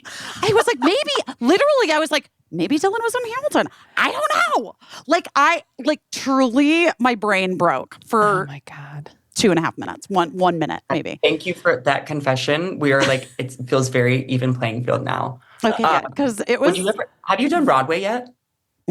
I've never done it. No, but I will tell you, I right after Dawson's Creek, auditioned for and was cast in Bernie Telsey, was cast in the very first Broadway workshop for Crybaby the musical, and so I did the first workshop of Crybaby the musical, and then they invited me to come back again. And at that point, I was on another television show, and I was like, "No, I'm good. That's all right. I did it." But it was really. It was a pretty fun experience. And I also felt like I do feel like I want to do something, but I just don't know what it is yet. I feel like I really believe that these things happen when they're supposed to. Exactly. And yeah, I think when so many opportunities are getting thrown at you and trying to navigate the right ones, I always trust that like, okay, I'm like, if I pass on this now, it will come back if it is supposed to be. That's what I think too. Oh, I love it. And the West End is like my dream. Like the accents over there. Like I'm just dying for dual citizenship. I would like fuck like so many hot people probably. It would be so exciting. Well, I'm single, so yeah. It You could be are? an adventure. yeah, I'm single. I'm very single. I am too. And I think this could be a wing woman situation. I think we need to do it. That's the thing about transness. Like when people are, you don't even have to write anything differently. It inherently becomes something richer when you plug someone in that just happens to be these things. And like my dream is to do Legally Blonde the musical, but with like a few trans people in it, because the storyline is like already there. And you don't have to like rewrite anything even. Like the story's there. And I think that now is a way in for me is like, okay, how can I distance myself from this like Dylan Mulvaney that people think they know, and then now get to like make people laugh in other contexts or create a rom-com that I've always wanted to see, or a musical. Like that's like what I want to do now. I want that to be my version of advocacy and showing up. But I also do think that you're so right. Like I think you can look at any number. Honestly, any musical. It shouldn't even be an issue. But it is, because the problem is like anything existing, they're like really weird about changing the keys of songs to make it fit people's voices. Right. That's Andrew Rannells told the best story on this podcast. Yes. Which is that, when they were doing Book of Mormon, which like, you're going to love this story. Do you know this story? I just heard it. Oh, you did? Okay. Yes. But he sang so high that he knew that other people would struggle to do that. Wouldn't be able to do it. So that he would have job security. So they changed it because he was essentially brought in like, take it up higher. Take it on up the last workshop of it before they were like gonna go. And he and the musical director kept kicking it up and up so that he knew that it would be very rare that somebody could get somebody else to come in and do it. Brilliant. Oh my God. He's an evil genius a little bit, that Andrew Rannells. And also delightful. Yeah, I was going to say he's like just a genius. He's the best genius. What just I makes love me it. happy too that like theater people, like when I was in college in Cincinnati at the Conservatory of Music, and like I didn't even know LA existed. Like we were very like one track mind. You move to New York, you just do theater, that's what you do. And Yeah. it's been so exciting to like see all of these incredible talents like now be able to do all of these other things. And I think like if I was to now go talk to the musical theater students at my college, like I would get to tell them about all the other, areas that I've expanded into. But it still will always be the thing that I love. But I'm so glad that like theater performers are finally getting their like roses in other capacities. Yeah. It's so exciting. I know. Well, So is your dream musical Oh, like I a want to do. I would love to do Legally Blonde the musical. I would love to do Wicked. Like Glinda would be a dream. Oh, you'd be amazing Um, as Glinda. I would love to. Oh, let's think about this. Um, it- I don't know. What would be your dream musical? Oh, well, I love Into the Woods. That was always I like, and that just happened. I was like, Would that just you be happened. the baker's wife, or what would you want to be? Do you think? I kind of always thought that it would be that, the baker's wife, but also I mean, The Witch is kind of amazing. I think you could do that. Also, Sweeney Todd. I would love to do Mrs. Lovett in like 20 years. And honestly, I look at like Annalee Ashford's career and I'm like, that's what I want to do. Because that girl yes. is like quirky, so lovable, and just does like weird shit. And I love. Yes. And insanely gifted. Oh Yes. I my mean, God, Yeah. undeniable. undeniable talent. I mean, I don't know, or you never know. Like there's always like some new thing. Like I love new weird musicals. I loved The Connector that was at MCC. I don't know if you see like a bunch of it was Yeah. so good. And Illinois is not really a musical, but it's like it's the Sufjan Stevens. Well, that was during the pandemic, Call Me by Your Name. I would like play it over and over again. I'd So like good. get stoned and just like eat popsicles and watch Call Me by Your Name. And that music like was the theme of my like beginning of my transness. And Oh so I wow. was Wow. like I cannot wait to see that musical. I love like I'm it's going like on South Saturday Coast. night again. It's so good. Okay, so Dylan, I'm feeling like maybe that is your musical. Maybe you're writing a musical about the beginning of the pandemic and the popsicles and the transness. Mm.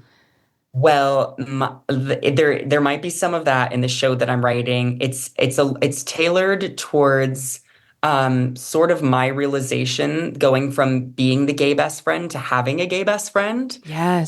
Because that's been a big dynamic switch for me. I also went from hooking up with gay men to now hooking up with potentially straight men, Right. and that like that was what I wanted to explore, and how like I was criticized really heavily for having sort of characteristics that some people might attribute to like a stereotypical gay man that I then brought with me into my womanhood of being camp and over the top Hi, and have we met? I was going to thank say, you. Honey, hello, Bette since Midler. birth. Hello. You yes, you are a fag hag. And I am a fag hag. And that is something that like I think a lot of people, it feels so taboo to think about, like, we say like, oh my God, she's like a gay man. But then if I was to say that about myself, people are like, rear, rear, rear. And so I Right. want to explore, when we take on a new label, are we entitled to still having labels that previously existed within us? So that's kind of where I'm working from. Oh, I love it. That's so fascinating. And I think like a conversation worth having, let alone like it would be a really great piece of entertainment. And I also see this rom-com for you. Thank you. I just growing up, those were my comfort. Like I remember being bullied in high school and then like going home and watching Romeo and Michelle's high school reunion, or watching Legally Blonde, or any of these movies that made me feel like that's how I want, like my favorite moments of life are like when I'm like, oh my God, this feels like a rom-com. And I just think a trans girl like winning, getting the guy, going through like having the fashion sequence, having the dance floor moment. Like those are all things that we haven't really gotten to see yet. Yeah. And we so desperately need it. We don't all like, I think there's been so much content out there of like trans trauma, which is so important, but like, where's the fun? Where's the winning?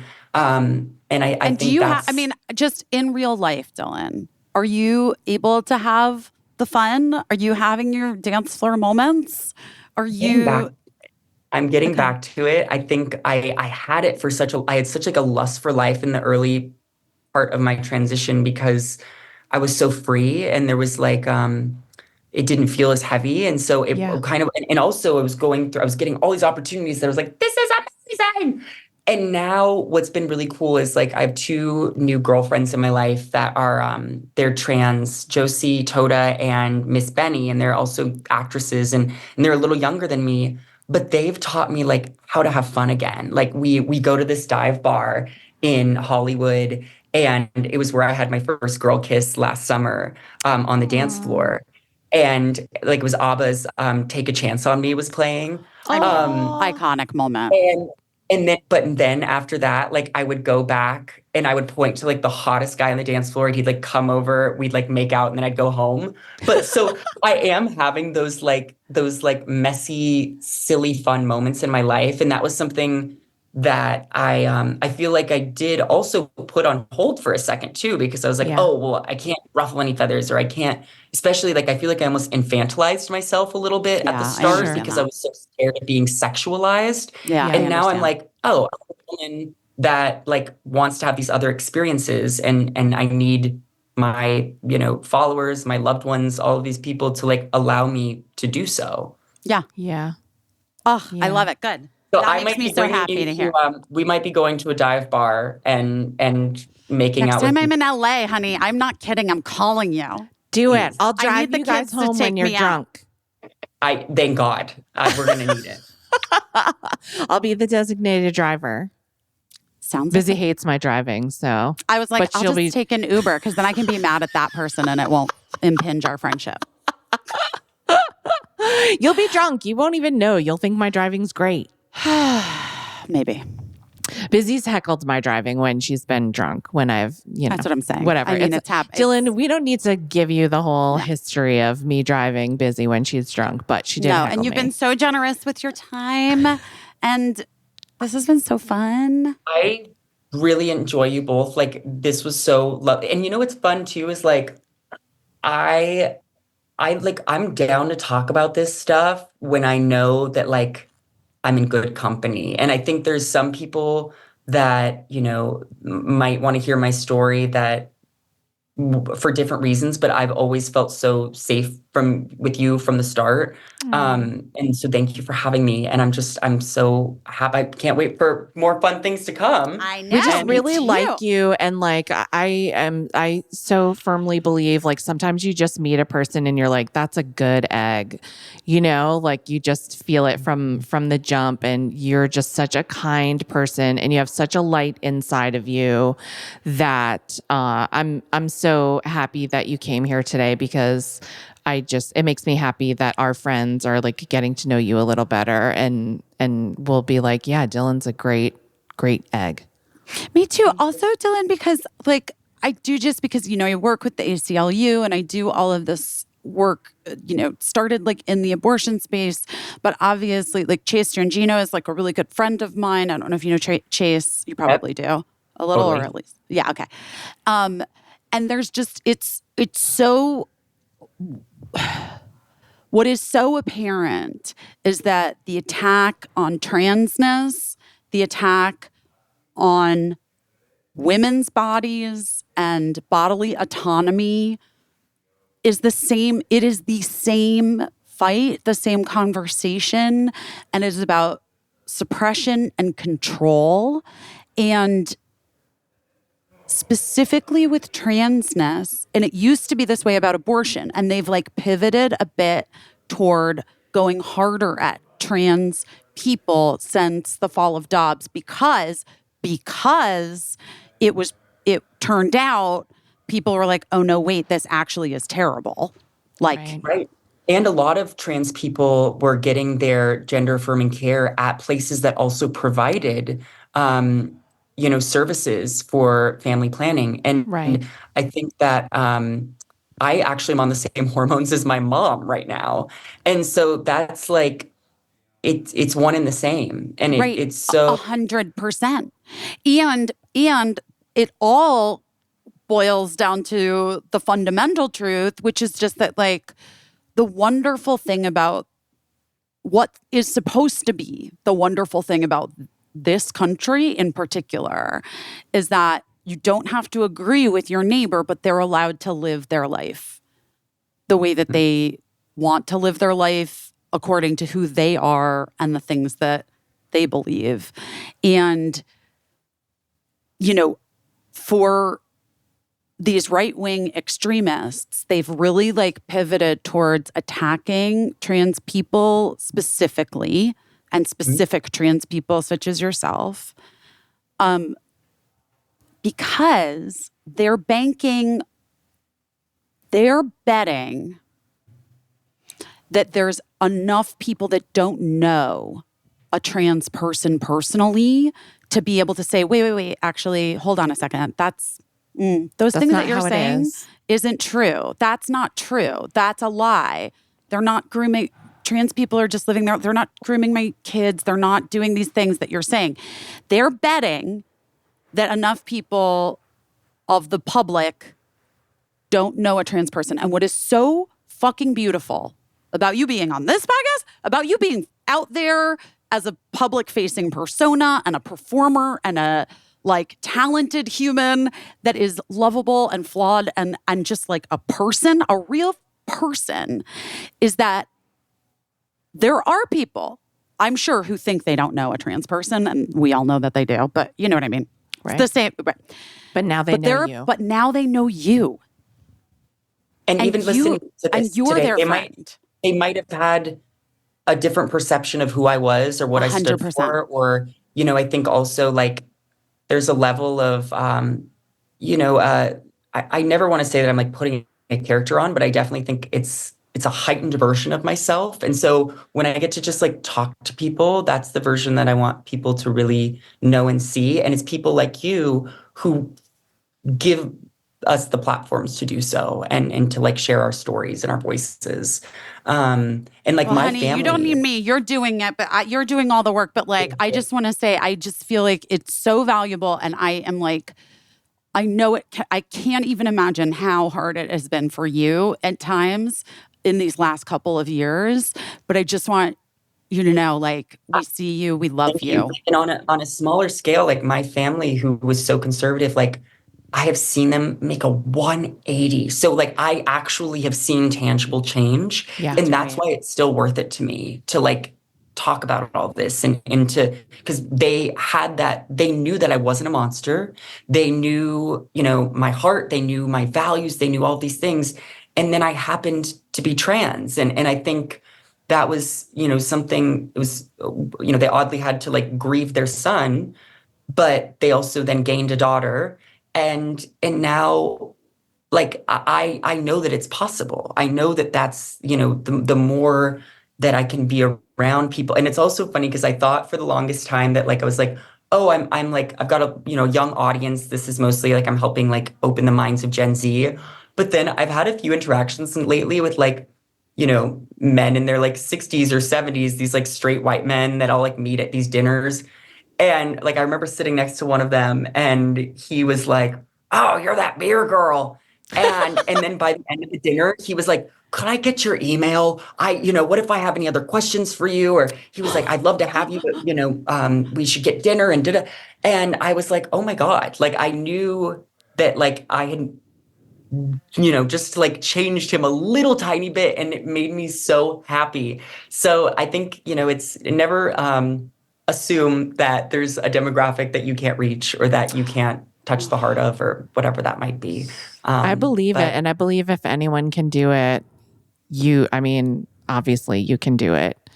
You're a light. You're a ray of sunshine. Really and you're a real ray of sunshine. Such a beautiful girl and person. And I'm just so grateful that we ran into you that day, that fateful day. Thank God. Okay. Well, everyone, adore you. Thank you so much, Dylan. Thanks for hanging out with us. Day. We'll talk to you soon. Bye, honey. Call me when you need a ride home from the bar. I will. Okay. She's the best. Okay, Dylan Mulvaney is amazing. I love her so much. And that was so great. She's just a little angel on earth. What are you doing your best at this week? I really did my best at, you know what I actually did do a really good job at, like, which is not easy for me. I really did do my best at like saying what I needed and that it like whatever was happening with that guy that I was seeing wasn't good enough for me. Good. So I really did do my best at that. And that's not easy for me. Yeah.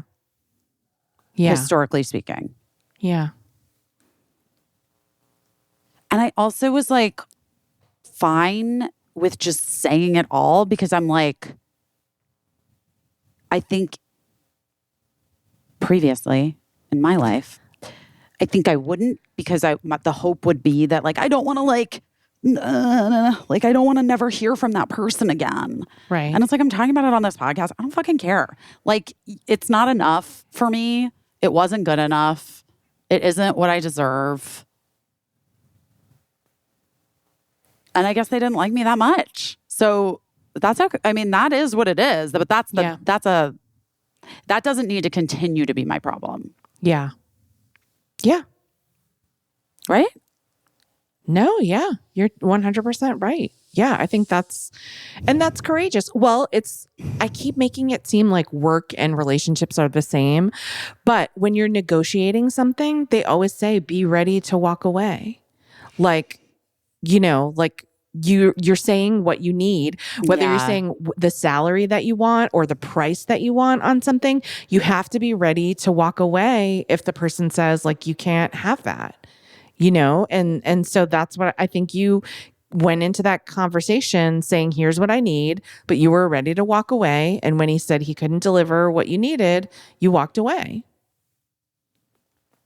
Now, will he come back with a coupon later? I don't think so. All right. Because he already had come back. Right. So, which is also part of why I was like confused. This is a pattern. Yeah. Weird. Yeah. So, I mean, I think that that's strong and that's courageous, and you didn't compromise yourself for like compromised company. You know what I mean? You didn't compromise yourself to be like, oh, we can still like get together and hang out and because he was totally like, well, do you want to still hang out? Should we be friends? I was like, no, I don't want to fucking do that. No, that's fine. Why do you want to hang out and get 70% or 75% of like what you deserve? Just wait for someone else, Why would I want to do that? Also, like, no. And you have plenty of fucking people to hang out with. I have plenty of people to hang out with, and like, you fucking hurt my feelings. Right. Biz, I'm sorry. Not even, by the way, every single one of my fucking friends texted me at some point Wednesday night, Thursday, or Friday morning. Of course. So he wasn't even a friend to you. That's what I'm saying. And by the way, like, that's what you need to, like, someone needs to be your friend, because like, if it doesn't work out romantically, right, that person needs to see you in a friendly way to be able to like go your separate ways in a way that's not mean and painful or whatever. So if someone's never your friend to begin with, then they're not for you. Well, yeah. I don't know. But that sucks. It was tricky. I really thought it was different. Yeah. I was wrong. I really thought it was different, and it was wrong. And no, it's a fucking bummer. Ugh, Oh, I'm sorry.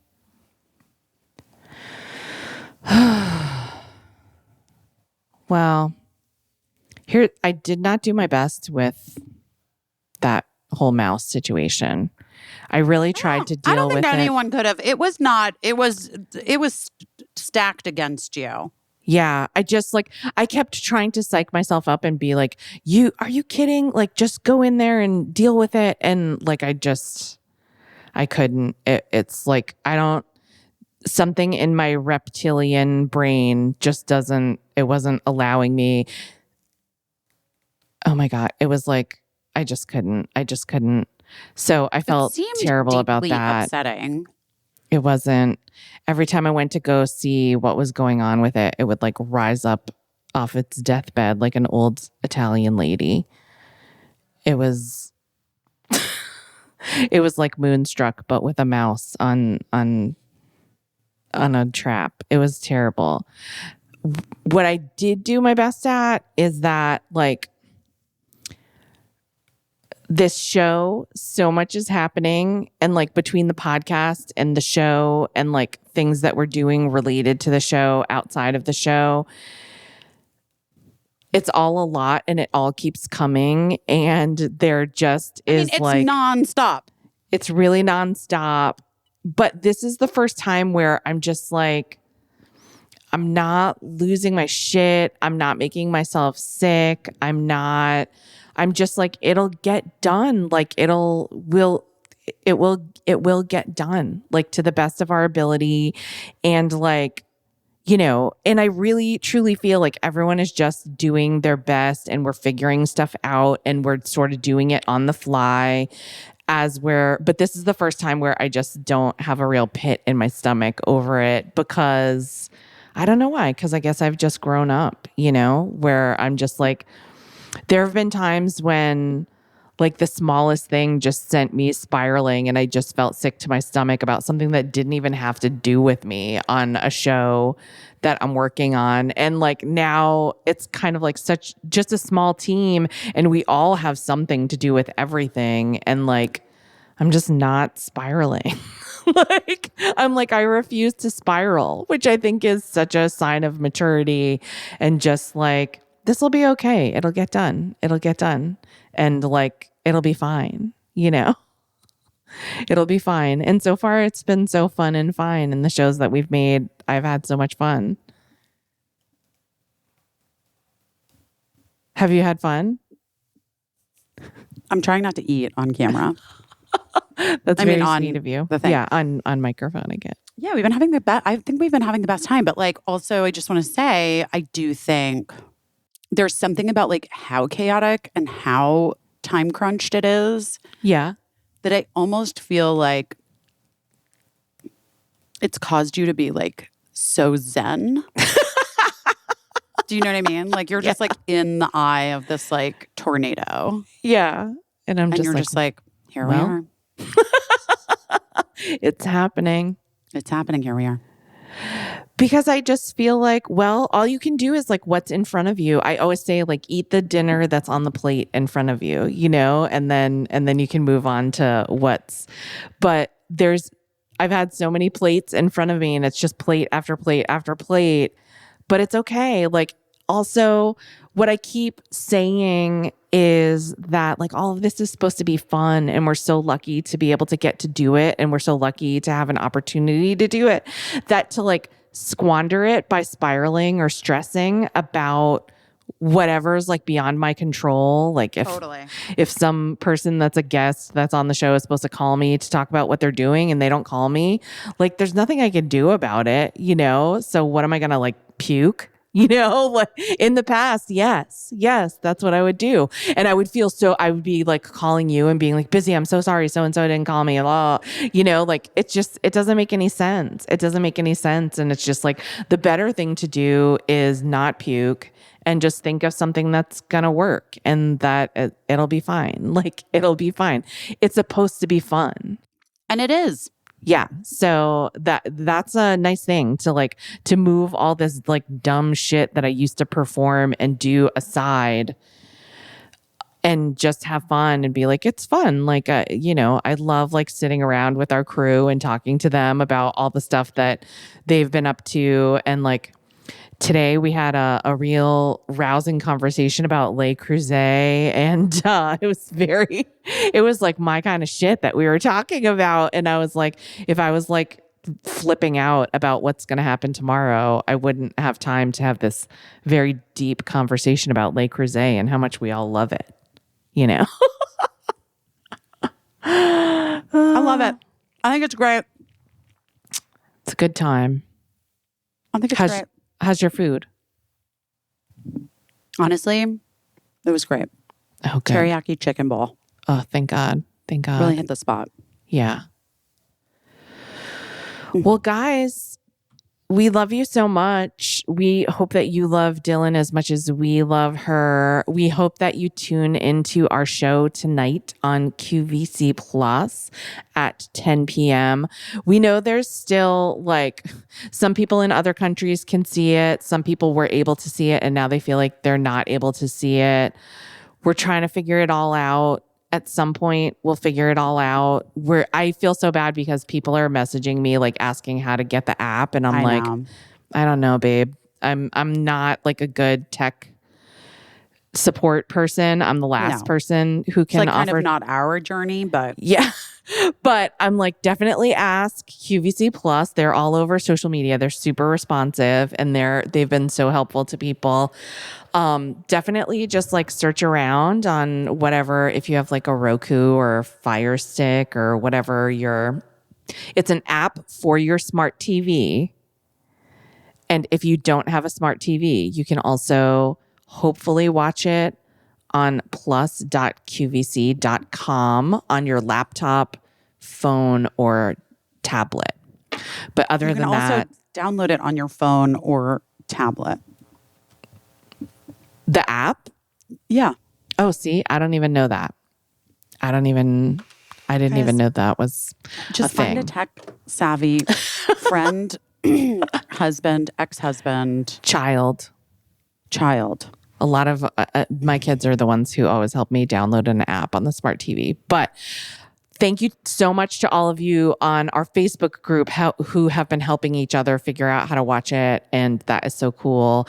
And also, hopefully, we'll get to a place where we can just show it somewhere to everyone and it won't even matter what country you're in. But that might take a little time to figure out. So we're figuring it out. But we love you. And tune in tonight because it's a super fun show. It's a really fun show. We love you guys. And we'll see you soon. Talk to you soon. Bye. Bye. I don't know what I'm doing, but I'm doing my best.